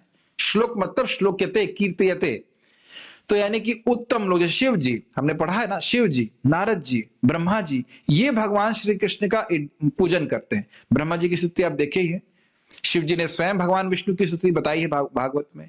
तो शिव जी हैं, नारद जी हैं, ब्रह्मा जी हैं, सब भगवान श्री कृष्ण की स्तुति करते रहते हैं, तो इसलिए भी उनको उत्तम श्लोक कह रहे हैं। दूसरा अर्थ समझ में आया उत्तम श्लोक का? उत्तम मतलब सर्वश्रेष्ठ लोगों के द्वारा जिनका यश श्लोक्यते, जिनका यश को कीर्तयते, जिनके यश का कीर्तन किया जाता है।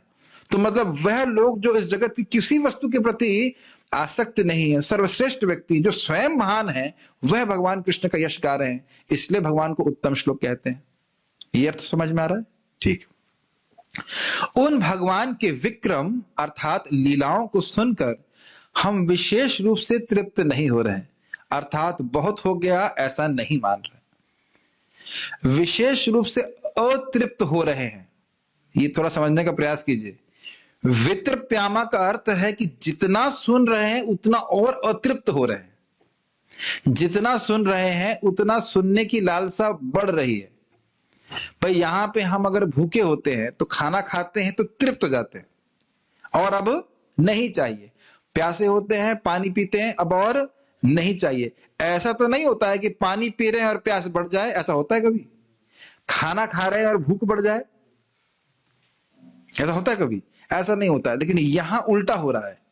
ये भगवत प्रेम का प्रभाव ही है कि जैसे जैसे भगवत प्रेम बढ़ेगा, जितना सेवा करेंगे, वो सेवा मतलब श्रवण कीर्तन, उतना ही सो करने की लालसा और बढ़ जाएगी, क्योंकि श्रवण कीर्तन प्रेम बढ़ा रहा है।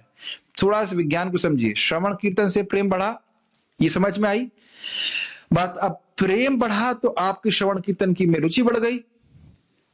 अब आप क्या करोगे? फिर श्रवण कीर्तन करोगे। अब क्या हो जाएगा? प्रेम और बढ़ जाएगा। फिर अब श्रवण कीर्तन की रुचि और बढ़ जाएगी। फिर क्या करेंगे? फिर श्रवण कीर्तन करेंगे। तो आप देख रहे हैं कि एक नॉन एंडिंग, मतलब रुकावट नहीं है, और भगवान के प्रेम की कोई लिमिट नहीं है कितना प्रेम कर सकते हैं। मेरी बातें आप समझ पा रहे हो विजय प्रभु? समझ में आ रहा है विज्ञान क्यों तृप्त नहीं हो रहे हैं? प्रेम बढ़ता जा रहा है, श्रवण कीर्तन कर रहे हैं तो रस भी और बढ़ता जा रहा है, तो कहीं रुकावट होने का संभावना ही नहीं है। ठीक, हमारे लेवल पे प्रैक्टिकल क्या है? हम कम से कम नियमित रूप से श्रवण कीर्तन करते रहे ताकि क्रमशः हमारा भगवान से प्रति प्रेम बढ़ता जाए। बैठने की आदत, जैसे मनोज प्रभु कहते पहले बैठने की आदत डालें। सुने, एक और भक्त बोल रहे थे, प्रभु जी मैं बैठ ही नहीं पाता था, कम से कम बैठना शुरू कर रहा हूं। तो बैठेंगे तब तो कुछ कान में जाएगा, जब कान में जाएगा तो फिर हम धीरे धीरे रुचि होने लग जाएगी, और फिर जैसे रुचि होगी तो फिर रुचि के संग आएंगे सुनने के लिए, फिर और प्रगति होगी। अच्छा है ना? ये भगवान की कथा से कभी तृप्त ना हो, ये अच्छा है ना? ये कार्य तो हमको आध्यात्मिक जगत में अनंत काल के लिए कर रहा है। करना है वैसा बात नहीं होनी चाहिए, आनंद होना चाहिए उसमें। समझ में आ रहा होगा बात मैं क्या कहना चाहता हूं? दूसरे शब्दों में, आप बहुत अच्छा अर्थ कह रहे हैं। दूसरे शब्दों में, ये लाइट, ये बाहर मोटर बंद करवा दीजिए, मोटर इस टाइम मत चलवाइए, जस्ट इधर बगल वाली चल रही। दूसरे शब्दों में, हम याग और योग आदि से तृप्त हो चुके हैं, ये भाव है। ये समझ में आया? कथा से तृप्त नहीं हो रहे। यहां से आवाज आ रही, ओ तो उनको मना कर दीजिए। खैर, तो कह रहे हैं कि योग और याग, योग याग समझ रहे हैं? आवाज प्रभु ठीक आ रही है? इसमें कोई दिक्कत नहीं? ठीक है। याग मतलब होता है यज्ञ इत्यादि, और योग मतलब और जो कुछ अष्टांग या कुछ भी हो। कहते हैं भाई योग वोग से हम तृप्त हो गए, उसको हमें नहीं करना। आपको याद हो पहले ही कि अग्नि में पानी डाल चुके हैं पहले ही, उनको कोई रुचि नहीं है अभी यज्ञ करने में। प्रातर्हुद हुताग्नय, अग्नि को तृप्त कर चुके हैं। याद आ रहा है आपको? अग्नि को तृप्त कर चुके, खुद भी तृप्त हो गए। अब हमको यज्ञ वज्ञ नहीं करना है, कृष्ण कथा सुनाइए। ये आगे और आने वाला है कि सारे अपना समय लेकर के कृष्ण कथा सुनना चाहते हैं। तो समझ में आया अर्थ? कथा से तृप्त नहीं हो रहे हैं आप। सूत गोस्वामी जी समझिए बात हमारी, कि हम बहुत, हमारा आग्रह है कृष्ण के बारे में सुनने का। ये इससे बाकी जो साधन कर रहे थे योग, उससे हम वो नहीं करना हमको, लेकिन कृष्ण कथा से हम कभी तृप्त नहीं हो रहे। और ये हम आगे आगे भी सुनेंगे दशम स्कंद में, किस प्रकार से भूखे हैं, प्यासे हैं, 7 दिन से अनशन पे बैठे हैं, फिर भी कृष्ण कथा सुनने की बहुत लालसा है। दशम स्कंद कहते हैं पूरा, दशम स्कंद का मतलब क्या हुआ? समय, मृत्यु का समय पास में आ रहा है। परीक्षित महाराज जी कहते हैं नहीं नहीं, सुनाई सुनाई, पूरे विस्तार में सुनाई, विस्तार में सुनाई। तब देख रहे कृष्ण कथा सुनने की इच्छा परीक्षित महाराज की बड़ी उत्कट है, जबकि मृत्यु के बिल्कुल पास में। ठीक है, हम भगवान की लीलाओं का श्रवण करते रहना चाहते हैं। वितृप्यामा का मतलब आप सुनाते रहिए, कोई हमें मतलब दिक्कत कोई महसूस नहीं हो रही है। अच्छा, अथवा वाक्य का अर्थ हो सकता है अन्य तृप्त हो सकते हैं, परंतु हम तो तृप्त नहीं हो रहे। यह तू शब्द का अन्वय है। तू शब्द समझना चाहिए। वयम तू ना वितृप्यामा, मतलब अरे भाई दूसरे लोग हो सकता है तृप्त हो जाए, लेकिन वयम तू ना, हम नहीं हो रहे तृप्त। समझ रहे हैं ना? जैसे मान लीजिए हम कथा कर रहे हैं, वो मान लो कोई नया व्यक्ति है, अब उसको शायद ना समझ में आए तो वो तृप्त हो जाए। क्या बोल रहे हैं समझ नहीं आ रहा, तो हो सकता है कि वह उठ के चला जाए, हो सकता है। लेकिन जो लोग समझ रहे हैं वो क्या बोलेंगे? मान लो वक्ता पूछे भाई कथा बंद कर देगी, कुछ लोग जा रहे हैं, तो क्या बोलेंगे? वो जाने दीजिए, हम लोग सुन रहे हैं, वयम तो ना वितृप्यामा, हम तृप्त नहीं हो रहे, नहीं समझ रहे हैं। जान लीजिए कुछ लोग बुखार के हैं, उनको भूख नहीं लग रही है ना, परशुराम प्रभु और मैं आ रहा बैठे हैं बढ़िया प्रसादन के लिए, है कि नहीं? तो वो कहे भाई हम ये सब नहीं खा सकते, तो हम क्या बोलेंगे? दूसरा व्यक्ति बोला आप भी नहीं खाएंगे क्या? तो परशुराम प्रभु क्या बोलेंगे? नहीं, वो नहीं खा सकता है, लेकिन हम तो वयम तो ना वितृप्यामा, है कि नहीं? बोलेंगे कि नहीं बोलेंगे? कोई डायबिटीज का व्यक्ति बगल में बैठा हुआ हो, मीठा नहीं खा रहा हो, तो आप क्या कहेंगे? मान लो जो सर्विंग करने आए बोले आप भी मीठा नहीं लेंगे क्या? ना ना, वयम तो नहीं, वो भले नहीं ले, लेकिन हम तो बिल्कुल, यस। उसी प्रकार से नहीं होता है, कई बार लोग पूछते हैं ये दही नहीं, हाँ दूसरे का भी मांग लेते हैं, यस। आज मुझे किसी ने 5 स्वीट दी, एक तो मैंने एक डिवोटी को दे दिया, दूसरा मांग रहा था, तो मैंने कहा आज मेरा मूड देने का नहीं है। ये बहुत अच्छी स्वीट है, इसको मैं ही वयम तो ना वितृप्यामा, मैं तृप्त नहीं हो रहा हूं उसे खा खा करके। और वाकई बहुत सुंदर स्वीट था, सुबह कुछ था अपने, हाँ बहुत अच्छा था। तो वहां अनुभव हो रहा था वयम तो ना वितृप्यामा, लेकिन दिक्कत यह हो गई थी कि काजू की बर्फी खत्म हो गई थी उसके बाद।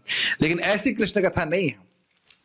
अर्थ यह है कि 3 प्रकार से अलम बुद्धि होती है। अलम बुद्धि का मतलब होता है बहुत हो गया, बस बस और नहीं चाहिए, अलम पर्याप्त। तो अब उसको जरा देखिए, बहुत सुंदर है। आप देख रहे हैं मैं कितना उत्साहित हो रहा हूं, क्योंकि अर्थ बहुत अच्छा है। किस प्रकार से एक व्यक्ति की अलम बुद्धि हो जाती है कि भाई बहुत हो गया, अब हम नहीं और नहीं चाहिए, उसको 3 प्रकार से विश्लेषण किया जा रहा है। कह रहे हैं पेट भर जाने से। वस्तु बहुत बढ़िया है, जैसे भाई वो मिठाई में कितना खा सकता था, ऐसा तो नहीं 10 किलो खा जाऊंगा। पेट भर गया तो बहुत बार लगता है प्रभु जी और क्या दें आपको, तो कहते हैं एक पेट और दे दीजिए। क्योंकि मन तो तृप्त नहीं हुआ है, लेकिन पेट भर गया तो और हम नहीं कुछ खा सकते हैं। तो एक होता है कि भाई मन नहीं भरा है लेकिन पेट भर गया है, तो पेट भरने की वजह से हो सकता हो कि अलम बुद्धि हो जाए। अलम बुद्धि मतलब और नहीं चाहिए, पर्याप्त बुद्धि और नहीं चाहिए। या रस के अज्ञान के कारण, जैसे मान लीजिए किसी को बुखार होता है तो वो मीठा दीजिए चाहे कड़वा दीजिए, उसे कुछ समझ ही नहीं आता है, तो उसको भी अच्छा नहीं लगेगा। या जैसे आप देखो कहीं पे, आपको याद होगा मैं छोटा था, मतलब मुझे याद है, आप लोगों को भी याद होगा कि जब मैं छोटा था तो डीडी चैनल पे भरतनाट्यम आता था संडे को अराउंड शायद 11 बजे के रोड, हाँ 11 बजे। और मैं हमेशा सोचता था ये भरतनाट्यम इसको क्यों लोग देख रहे हैं। लेकिन आप देखेंगे वहां पे भी जो हॉल है वहाँ बहुत सारे लोग बैठे रहते थे और देखते रहते थे, ऐसे करके कुछ वो नाच रहे हैं भरतनाट्यम, कुछ देख रहे हैं, ये शास्त्रीय संगीत चल रहा है। तो वहां पे क्योंकि मुझे रस का ज्ञान नहीं था तो मुझे नहीं सुनना, बंद कर दिया उसको। लेकिन जिन लोगों को उस कथा का या जो कथकली या जो कुछ भी हो रहा है उसका रस का ज्ञान है तो बड़े रुचि से देखते हैं, वो समझ पाएंगे क्या भाव भंगिमा प्रस्तुत कर रहे हैं। समझ में आया? तो अगर रस का अज्ञान हो तब भी क्या क्या व्यक्ति ना बहुत हो गया, अब नहीं चाहिए हमको, नहीं आ रहा, ठीक है अच्छा। या स्वाद विशेष के अभाव से, भाई कोई वस्तु है मतलब उतनी अच्छी नहीं है, जैसे मान लीजिए कभी कभी सब्जी बनती है तो पूछता है वो कैसी बनी है, ठीक है, और तो नहीं, क्या मतलब है ठीक है बोल रहे हैं, मतलब उसको दुखी नहीं करना चाहते हैं, लेकिन इतनी अच्छी नहीं है कि वो और ले, और ना वो नहीं। समझ में आया? होता है कि नहीं होता? वो सभी संग होता है, ऐसा कोई बात नहीं है। 3 बात होता ना, आलम बुद्धि है वो, मतलब उतना कोई रुचि इसमें हमको ऐसा नहीं, लेकिन ऐसे कृष्ण कथा तो है नहीं, तो उसको हम समझ पा रहे हैं। 3 प्रकार से अलम बुद्धि होती, समझ में आ रहा है? पेट भर जाने से, और रस का ज्ञान ना हो, भाई खाने की वस्तु क्या है या उस वस्तु कथा क्या है समझ नहीं आ रहा, और कोई स्वाद विशेष ना हो तो तब जो है व्यक्ति कहेगा कि भैया मजा नहीं आ रहा, अच्छा लग रहा, बहुत हो गया। अब वो क्या कह रहे हैं कथा के बारे में? कथा सुनने में हमारे कानों के आकाशत्व के कारण और भगवान के विक्रम के अमूर्तित्व के कारण कानों का भरना संभव नहीं। प्रभु जी इतनी कठिन हिंदी रखोगे, हम क्लास में नहीं आने वाले, बहुत कठिन हिंदी है, कोई मुश्किल नहीं है। देखिए कानों का जो गुण है, जो कानों का जो मतलब कह सकते तन्मात्रा है, वो है शब्द। कान शब्द को सुनता है कि नहीं, है कि नहीं? तो कान आकाश स्वरूप है, वो कभी भरने वाले नहीं है। हाँ लेकिन जैसे कान में हम ईयर ड्रॉप भरेंगे, ऑयल भरेंगे तो कान भर जाएगा कि नहीं? लेकिन भगवान की कथा क्या है? अमूर्ति है, उनका कोई रूप इस तरह से नहीं है तेल की तरह या कुछ और वस्तु की तरह जो कान में डाल देंगे कान भर जाएंगे। तो कान जो कृष्ण की कथा है वह उसका अमूर्ति है, मतलब अब कैसे अमूर्ति, मतलब इस तरह का मूर्ति स्वरूप नहीं है, और ऐसा मोटा स्थूल स्वरूप नहीं है जो कान को भर दे। और कान अपने आप में आकाश मतलब आकाश स्वरूप है, आकाश तत्व को ग्रहण करने वाला, तो कान तो कभी भरने वाला है नहीं। अगर अभी भी समझ में नहीं आया, जरा कान देखिए, कान भर गया कथा से कि नहीं भर गया? लेफ्ट राइट चेक कर लीजिएगा, नहीं भरा ना, तो अभी और कथा कह सकते हैं। और चाहे पूरी रात कथा कही जाए, लेकिन कान कभी भरने वाला नहीं है। तो वो जो पेट के भरने वाली बात थी अलम बुद्धि की, वह कानों पे आप लागू नहीं कर, लागू तो उर्दू आ गया, मतलब उस पर घटित नहीं कर सकते। ठीक है, ये समझ में आ गया? तो क्यों अलम बुद्धि नहीं हो रही है? क्योंकि कथा के बारे में बोल रहे हैं, कथा सुन रहे हैं और कान तो भर नहीं रहा है, तो इसलिए वह तृप्त नहीं हो रहे। एक बात ठीक है। फिर कह रहे हैं रसज्ञा नाम कहकर यह सूचित कर रहे हैं कि वे रस को जानने वाले हैं। जो आप कथा कहोगे उसको हम समझते हैं, भाई इनको बड़ी अच्छी लग रही है, ये वो कहना चाहते हैं। इसलिए पशुवत तृप्ति का निराकरण हो गया, अर्थात वे ऐसे पशुतुल्य मानव के समान नहीं है जो भगवान की कथा के रस को ना जान पाने के कारण अलम बुद्धि कर लेता है। ये समझ में आया? जो जीव, जो इंसान यही समझ नहीं पा रहा है इंसान जानवर में अंतर क्या है, कोई जप नहीं करता, भक्ति नहीं करता, वो क्या समझेगा भगवान के बारे में, है कि नहीं? समझ रहे ना मेरी बात? मतलब वो समझेगा कुछ कुछ, लेकिन उससे कुछ हवा, हिंदी में कहेंगे हवा नहीं लगेगी, वो कहेगा समझ नहीं आ रहा क्या बोल रहे हैं, बहुत बस कहाँ कथा कब खत्म होगी, तुरंत भागेगा वहां से। हो सकता है कि वह क्या कहते हैं उसको, संकोचवश वो बैठा रहे, लेकिन उसको हमेशा लगेगा कि कब उठ जाए। आपने देखा होगा बलराम हॉल में कथा चलती है, कभी कभी अकस्मात लोग आ जाते हैं, तो उनको प्रसंग ही नहीं पता चलता होता है कि क्या प्रसंग चल रहा है, क्या बात हो रही है। थोड़ी देर बैठते हैं, एक दूसरे की शक्ल देखते हैं, लोग क्या कर रहे हैं, फिर उठ के चले जाते हैं। देखा है कि नहीं आपने? सुबह कई बार देखेंगे इस प्रकार से। अच्छी बात है, वो आए कुछ सुना कान में, लेकिन बेसिकली वो पशुवत जीवन ही चल रहा है, भोग में पड़े हुए हैं, उन्हें कुछ समझ में नहीं आता कि बात क्या हो रही है। और आप देखेंगे जितना सूक्ष्म विचार, जितनी बुद्धि हमारी सूक्ष्म होती चली जाती, शुद्ध होती जाती है, तो कथा में जितने भी सूक्ष्म पॉइंट्स आते हैं उनको विचार करते हैं तो हमारा मन बहुत अच्छा पॉइंट था, ये बहुत अच्छा पॉइंट था, क्या बात बोली, क्या बात बोली। समझ रहे ना मेरी बात? तो इस प्रकार से व्यक्ति की अलम बुद्धि हो जाती है, जो बिल्कुल जड़ बुद्धि वाला है। लेकिन क्या ऋषिगण इस प्रकार से है? कहते ना, शुण्वताम रसज्ञानाम, हम रसज्ञ हैं, हम कथा के रस को जानने वाले हैं। ऐसा मत सोचिएगा कि हम कथा नहीं जानते, उसका रस को नहीं जानते। तो यह कहना कि रस के अज्ञान के कारण अलम बुद्धि हो जाएगी, ऐसा भी नहीं है।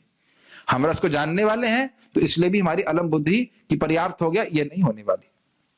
दोनों पॉइंट समझ में आ गए? कान कभी भरने वाले नहीं, और हम रस को जानने वाले हैं, तो इसलिए भी हम अलम बुद्धि नहीं करेंगे। यद्यपि वे रस को जानते हैं, परंतु उससे तृप्त नहीं हो रहे। इसकी व्याख्या तो मैं कर ही चुका हूं। भगवान का प्रति प्रेम है तो भगवान के बारे में अधिक से अधिक सुनना चाहते हैं। क्लियर? यस। अब एक और वो बोल रहे हैं, गन्ने के डंडे के समान जो चर्वित होने के उपरांत नीरस और हे हो जाता है, उस प्रकार यह भगवत कथा नहीं है, अपितु पदे पदे अर्थात प्रतिक्षण आस्वादित होने पर भी और अधिक आस्वादनीय लग रही है। इससे कथा का अति स्वादत्व और परमोपादेयत्व प्रमाणित होता है। प्रभु जी हिंदी बहुत ऊपर जा रही है, कुछ भी नहीं, बहुत इजी है भाई। गन्ने को तो चूसते ही हैं सब लोग, मतलब जो लोग भी जानते हैं। कुछ वृद्ध लोग भी गन्ने चूसने में बहुत रुचि रखते हैं और रूम के बाहर खड़े हो जाते हैं, गौशाला में दे दनादन हम देखा गन्ने चूसा करते हैं और छिलके फेंकते जाते हैं। तो आप ये देख सकते हो कि गन्ने चूसने में, उस दिन हमारे क्या थे, हमारे इधर एक और भक्त थे ना, जब इनकी पाँव में थोड़ी चोट है, वो भी इस कला में बड़े, नाम नहीं रखना चाहता हूं, वो भी कला में प्रवीण है। ऑफिस के सामने गन्ने चूस रहे हैं और छिलके को फेंक रहे हैं, गन्ने को चूस रहे हैं, छिलके को फेंक रहे हैं, और बाद में गन्ना भी यूजलेस हो जाता है। तो अब आप देखिए, बहुत ध्यानपूर्वक सुनिए क्यों बोल रहे हैं। इक्षु दंड चरवण के समान, जैसे गन्ने को चूस लेते हैं, उसके बाद गन्ना किसी काम का रहा, हम बोलते भी अरे भाई बिल्कुल उसको आदमी को गन्ने की तरह पेर दिया, रस निकाल लिया, उसको फेंक दिया, यही तो करते हैं। तो कृष्ण कथा क्या इस प्रकार की है? क्या ऐसा है कि एक श्लोक सुन लिया, दोबारा कभी नहीं सुनेंगे, बस बस हो गया, तृप्ति हो गई? ऐसा कभी नहीं होता है। समझ में आ रहा है बात? अरे भाई पार्थ प्रभु कल गन्ने लेके आओ, और सबको गन्ना खाना है, और तब समझ में आएगी भागवत की बात। गन्ना नहीं समझे हैं? गन्ना जब चूसते हैं तो गन्ना चूसने के द्वारा व्यक्ति को उसमें टेस्ट मिलता है, लेकिन उसके बाद जब उसका टेस्ट खत्म हो गया तो फिर गन्ना को फेंक देता है। फेंकता है कि नहीं फेंकता? ये रखा रहता है अपने पास। तो इसीलिए वो बोल रहे हैं कि कृष्ण कथा ऐसी मत सोचिए, हम रस जानने वाले हैं, कान भरने वाला नहीं है, और कृष्ण कथा का रस कभी समाप्त नहीं होने वाला, इसलिए भी हम तृप्त नहीं हो रहे। ये शब्द मुझे बहुत अच्छा, मतलब ये व्याख्या बहुत सुंदर लगी। ठीक है, तो ऐसा कभी नहीं सोचना चाहिए कि कृष्ण कथा नीरस हो जाएगी। चैतन्य चरितामृत कितना हुआ पढ़िए, कितनी बार पढ़ेंगे उतना अच्छा लगेगा। परम पूज्य देवामृत महाराज 108 बार पढ़ चुके थे आज से 5 साल पहले, 108 बार। और आप जितनी बार पढ़ेंगे आपको भले लगे कि हम जानते, फिर पढ़ेंगे फिर बहुत अच्छा लगेगा। ये कृष्ण कथा का स्वभाव है। भगवत गीता जितनी बार पढ़ेंगे उतनी बार अच्छा लगेगा। अभी इंग्लिश में पढ़ा रहा हूं गीता, तो जब मैं उसको हल्का सा पढ़ता हूं तो मुझे लगता है तो पढ़ा ही नहीं है इस तरह से।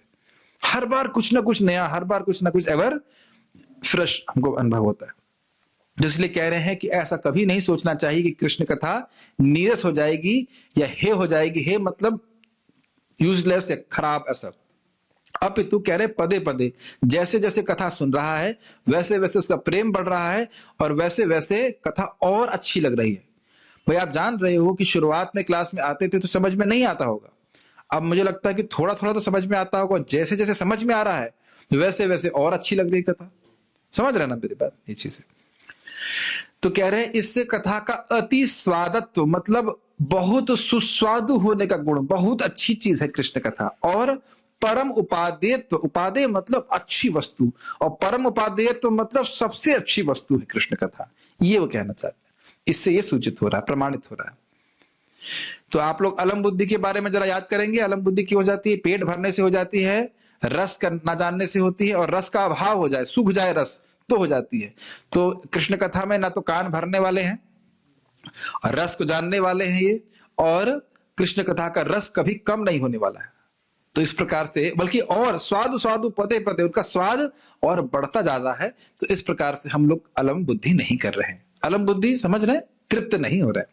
बाल प्रबोधिनी तमह अर्थात अविद्या को उत्तम श्लोक की व्याख्या कर रहे हैं। अर्थात अविद्या तो जिनके यश से,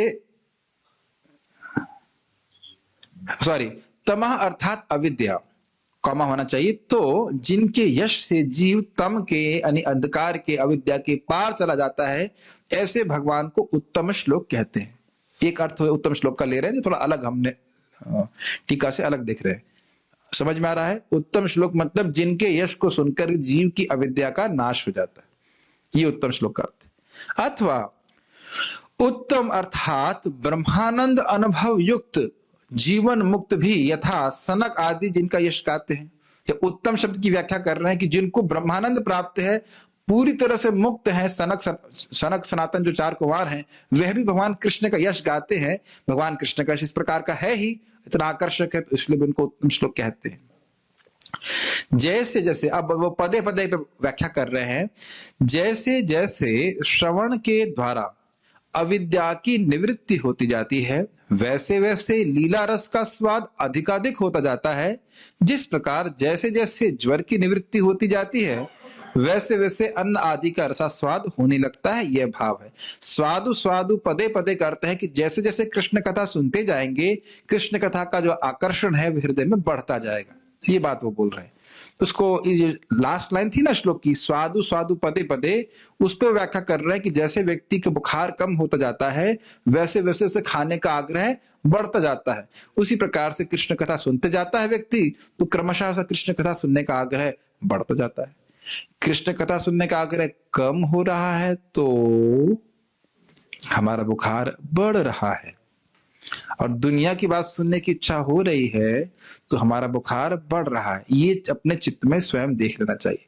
अगर ये भावना आ रही है मुझे क्यों ये भौतिक वास्तुएं सुननी पड़ रही हैं, तो समझ लेना चाहिए कि हम भक्ति में प्रगति कर रहे हैं। मेरे गुरु महाराज समझ में बहुत अच्छी बात कहे, when prajalpa not only appears boring but painfully boring, then you should understand that you are advancing in Krishna consciousness। जो दुनिया की वार्ता है, जगत वार्ता, न सिर्फ बोरिंग लगे, बोरिंग को क्या कहेंगे हिंदी में, उबासी, उबाऊ लगे, अपितु दुखमय लगे, तो समझना चाहिए कि हम भक्ति में प्रगति कर रहे हैं। तात्पर्य श्रील प्रभुपाद जी का, लौकिक कहानियों, कल्पित कथाओं या इतिहास तथा भगवान की दिव्य लीलाओं में महान अंतर होता है। वो जड़ वस्तु है, ये पूर्व चिन्मय वस्तु है कृष्ण कथा। समग्र ब्रह्मांड के इतिहास भगवान के अवतार की लीलाओं से भरे हुए हैं। रामायण, महाभारत तथा पुराण विगत युगों के इतिहास हैं जिनमें भगवान के अवतारों की लीलाओं के अभिलेख हैं। अतः बारंबार पढ़ने पर भी वे नए के नए लगते हैं। और नए के नए क्यों लगते हैं, इसकी व्याख्या हम लोग टीका में की है। एक बात ध्यान देना चाहिए, इतिहास, इति मतलब इस प्रकार से, हास मतलब जो घटित हो चुका है। इतिहास का अर्थ कपोल कल्पना नहीं होता है कि जिसने मन में कुछ आया और लिखना चालू कर दिया। इतिहास मतलब ऐसा घटित हुआ है, इसको इतिहास कहते हैं। तो इन इतिहासों का वर्णन करने का उद्देश्य क्या है कि वह कृष्ण के बारे में जीव सुने, कृष्ण के बारे में कृष्ण कथा को प्रस्तुत किया जाए। उदाहरणार्थ, यदि कोई चाहे तो भगवत गीता या श्रीमद् भागवत का आजीवन बारंबार पाठ करता रहे, फिर भी उसे उनमें ज्ञान का नवीन प्रकाश दिखेगा। ये तो आप लोग शायद अनुभव कर ही रहे होंगे कि जो लोग भगवत गीता नियमित रूप से पढ़ते हैं या भागवत पढ़ते हैं, तो हर बार आप उसको पढ़ेंगे तो लगा, अरे ये कोई नई बात थी। ये वही बात है, वो हृदय में और प्रेरणा देने वाली हो जाती है कि नहीं। लेकिन जो पढ़ेगा, श्रवण करेगा, उसको इस प्रकार का अनुभव प्राप्त होगा। हमें तो अनुभव है कि परम पूज्य राधा गोविंद महाराज के प्रवचन, वही प्रवचन आप दोबारा चला दीजिए तो बड़ा अच्छा लग रहा है। मुझे याद है कि एक प्रवचन में सुन रहा था, मुझे कोई भक्त दी, प्रभु जी बड़ा अच्छा प्रवचन है, दूसरे स्कंद पे हमने, अच्छा चतुश्लोकी पे हमने सुन रहे हैं भाई, सुन रहे हैं। और बाद में मैंने देखा ये व्यक्ति कौन है जो क्लास के बाद में प्रश्न कर रहा है। क्लास बड़ी अच्छी लग रही थी, सुना था, कभी सुनी नहीं, बहुत अच्छा क्लास था।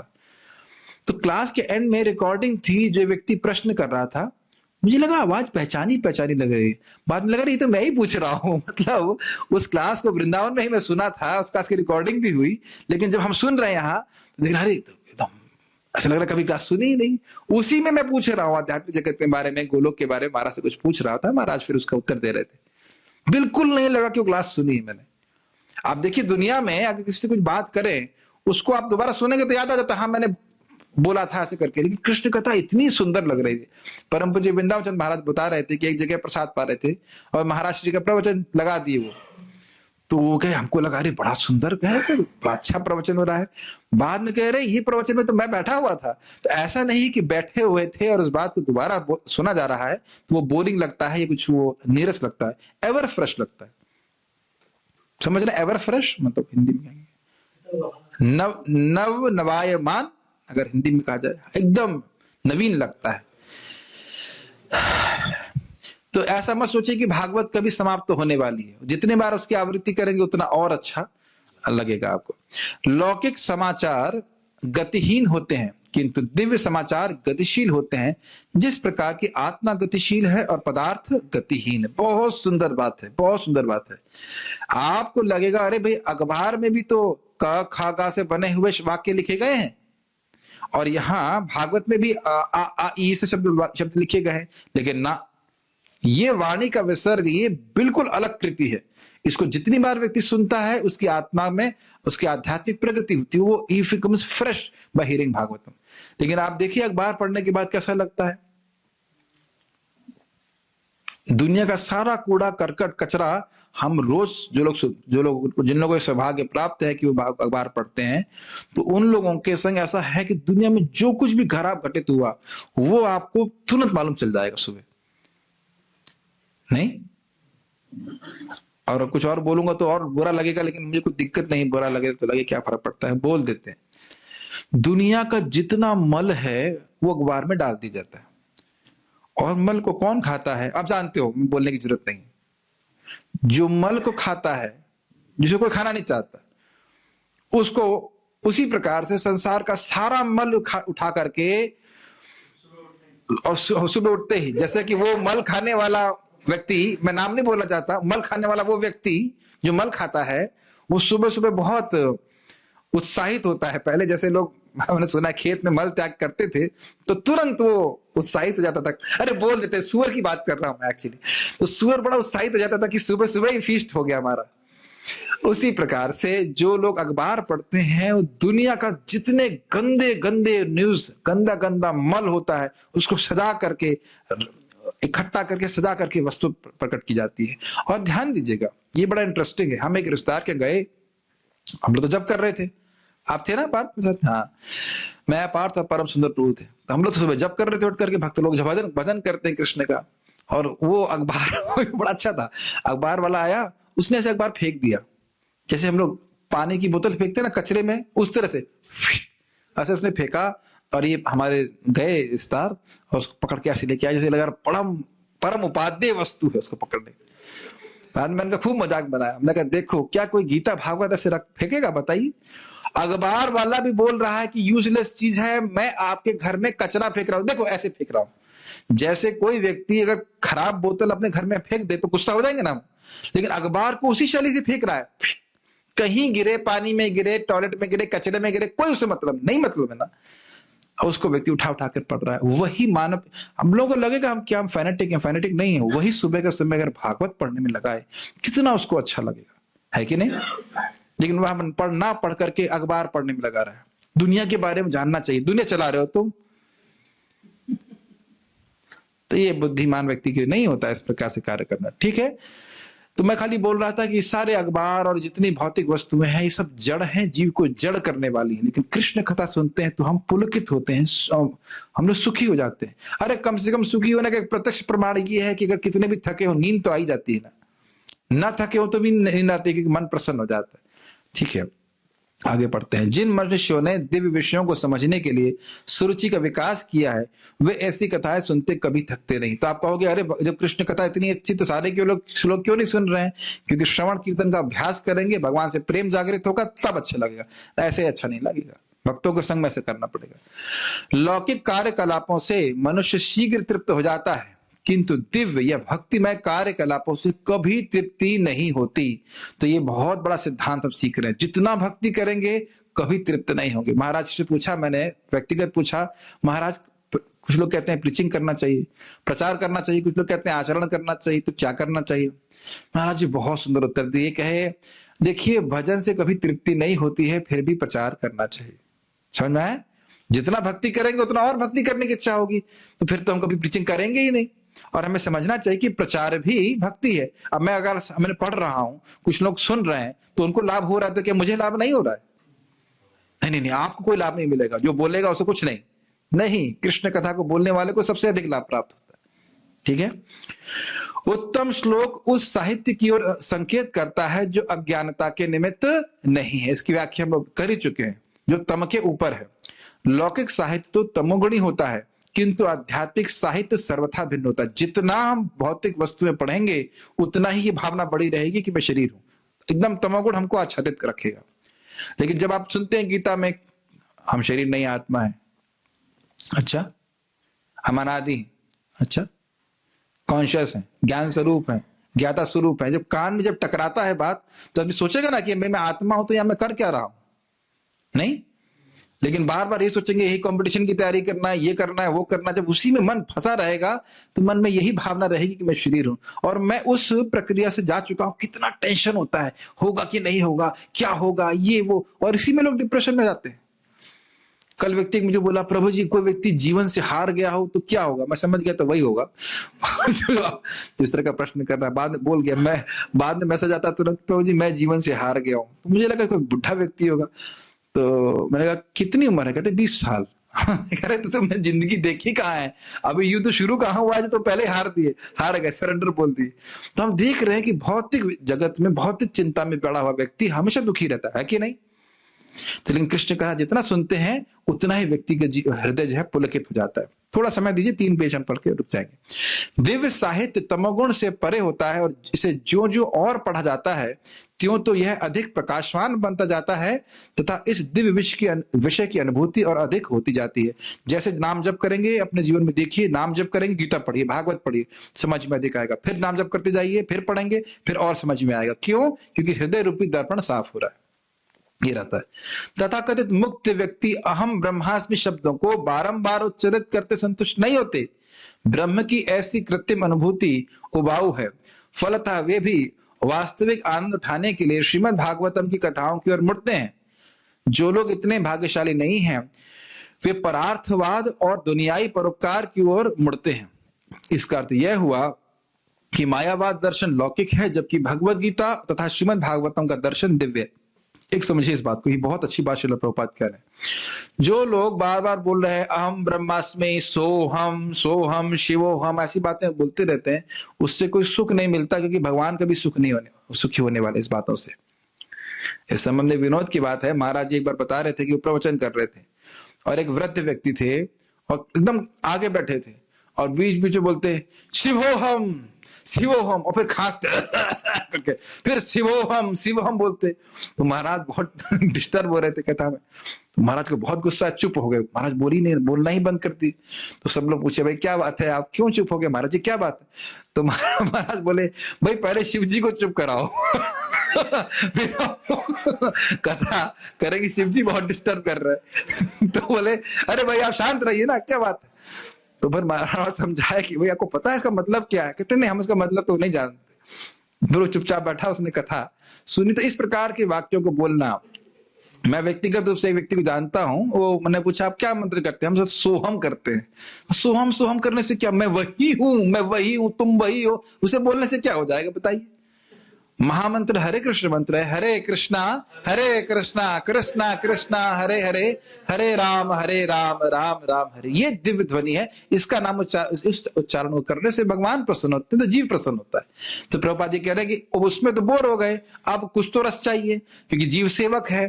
तो अब ब्रह्म पे ध्यान करने में तो आनंद आ नहीं रहा है, तो अब क्या कर रहे हैं, वो दुनिया के सेवक बन जाते हैं। एक तरफ कहेंगे माया जो है सब झूठ है, जगत मिथ्या है, ये माया है, और उसके बाद वहीं पे हॉस्पिटल खोल देते हो। अगर हमने स्वप्न में कोई हॉस्पिटल खोला, कोई मतलब है उसका, लेकिन क्योंकि वो समझ नहीं रहे जीव का स्वरूप ही है सेवा करने का। कृष्ण की सेवा नहीं करोगे तो किसकी सेवा करोगे? जगत में सेवा करनी पड़ेगी। मैं समझ रहे हैं बात को। इसलिए कह रहे हैं कि मायावाद दर्शन कुछ सुखी नहीं करता, अपितु भगवत गीता भागवत पढ़ने वाला व्यक्ति अगर सेवा भी करता है तो कृष्ण संबंध में सेवा करता है, कृष्ण के द्वारा वो सुखी होता है। तो आप समझ पाए क्यों तृप्त नहीं हो रहे थे। उम्मीद है कि आप लोग कुछ लोग अच्छे लगे होंगे। कोई प्रश्न है तो मैं देख सकता हूं। अगर आप किसी को जाना है या कुछ काम है तो आप ले सकते हैं। एक दो प्रश्न है उसको लिखते हैं। भौम लीला मतलब, भौम लीला का मतलब होता है भगवान भूमि पे जो लीला करते हैं। ब्रह्मा अनेक ब्रह्मांड हैं और उसमें भगवान लीला कर रहे हैं, और भगवान की गोलोक वृंदावन में अलग लीला चलती है, उसे अप्रकट लीला कहते हैं। बस स्मरण मात्र, पता नहीं क्या कहना चाहते हैं आकाश प्रभु। जितना फल भगवान का नाम से मिलता है, क्या उतना ही श्रीमती राधा रानी के नाम से मिलता है प्रभु जी? कौन भक्त है ये? ऐसा करिए, हरे कृष्ण मंत्र से हरे हटा दीजिए आप। कैसे प्रश्न कर रहे हैं? हरे कृष्ण, अरे भाई हरे में हरा श्रीमती राधा रानी है ना, राधा रानी और कृष्ण मंत्र देख रहे हैं, चैतन्य चरितामृत पढ़िए जरा आप जाकर के। कैसी बातें करते हैं? कोई बात नहीं, कर सकते हैं प्रश्न से।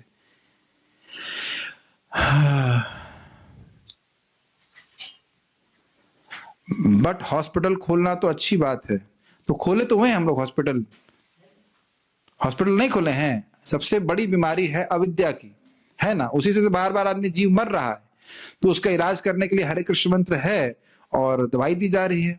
एक मेरी माता जी ने बहुत अच्छी बात बोली थी, मुझे इनको पता नहीं चला कि मुझे बड़ी अच्छी लगी थी। एक व्यक्ति है थोड़ा पागल हो गया था, माता जी ने बोला देखो भाई जब तक दवाई नहीं पहुंचेगी ठीक कैसे होगा? उन्होंने कहा हाँ, ये बात सही है, हम सभी लोग पागल हैं, अब भूले हुए कि हम लोग कौन है, कुछ और ही मान के बैठे। जब तक ये हरे कृष्णा कृष्णा कृष्णा हरे हरे, हरे राम राम राम हरे हरे, इसकी दवाई नहीं जाएगी तो ये पागलपन जाने वाला नहीं है। बहुत अच्छा शिक्षा मुझे मिल गई थी।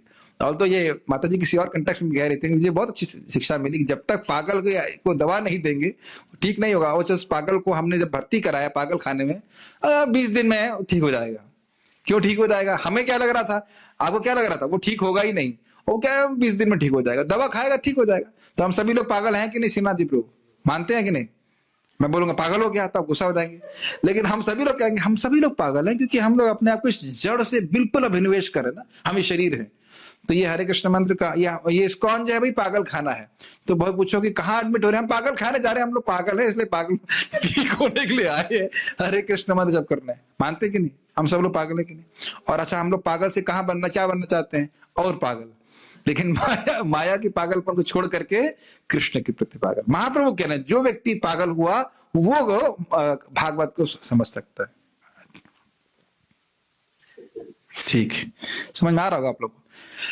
आपने बताया कि सनक सनातन भगवान के अवतार है, तो वो भगवान को निरंतर क्यों समझते थे, निराकार क्यों समझते थे? जब उन्होंने तुलसी की सुगंध मिली तो भगवान के भक्त बने। तो ये अपना कमेंट है, प्रश्न है, नहीं समझ पा रहा हूं। लेकिन पहले वह निर्गुण ब्रह्म में आसक्त थे, जैसे हमने बात किया, ब्रह्मानंद में आसक्त थे, लेकिन फिर वह ब्रह्मा जी से भगवान के बारे में सुन करके भगवान के गुणों के प्रति आकृष्ट हुए और भगवान के पास पहुंच करके तुलसी गंध प्राप्त हुई, तो वह ब्रह्मानंद सब गायब और भगवान की भक्ति में लग गए। तो इसमें तो कोई कठिनाई बात नहीं है। ठीक है, और कोई प्रश्न नहीं है। ये क्या है? चिद संवित संधिनी शक्ति, प्लीज एक्सप्लेन। उसके लिए चैतन्य चरितामृत की क्लास में हमको करना पड़ेगा। वैसे थोड़ा सा बता दे रहा हूं। संवित शक्ति वो होती है जिससे, वित मतलब जानना, संवित मतलब अच्छे से जानना, तो जिसके द्वारा भगवान अपने को जानते हैं और जीव को अपना ज्ञान देते हैं, उसे संवित शक्ति कहते हैं। संधिनी शक्ति मतलब जिसके द्वारा भगवान की सत्ता रहती है, उसको संधिनी शक्ति कहते हैं। और ह्लादनी शक्ति मतलब जो भगवान को आनंद देने वाली है। ये सब होती हैं। इस प्रकार से आप चैतन्य चरितामृत पढ़ सकते हैं। मायावादी, अरे मायावादी की व्याख्या, मायावादी वो व्यक्ति है जो कहता है कि भगवान के नाम रूप गुण लीला इत्यादि जो हैं वह सब माया के विकार है, माया के कार्य है। जबकि हमने श्लोक में क्या सीखा? भगवान की जितनी भी लीलाएं हैं, नाम रूप गुण लीला वैचित्र, सब कुछ जो है वो माया के परे है। तो इस प्रकार से जो मायावादी लोग हैं वो कहते हैं कि भगवान माया है। तो ये सबसे बड़ा अपराध भगवान के प्रति है।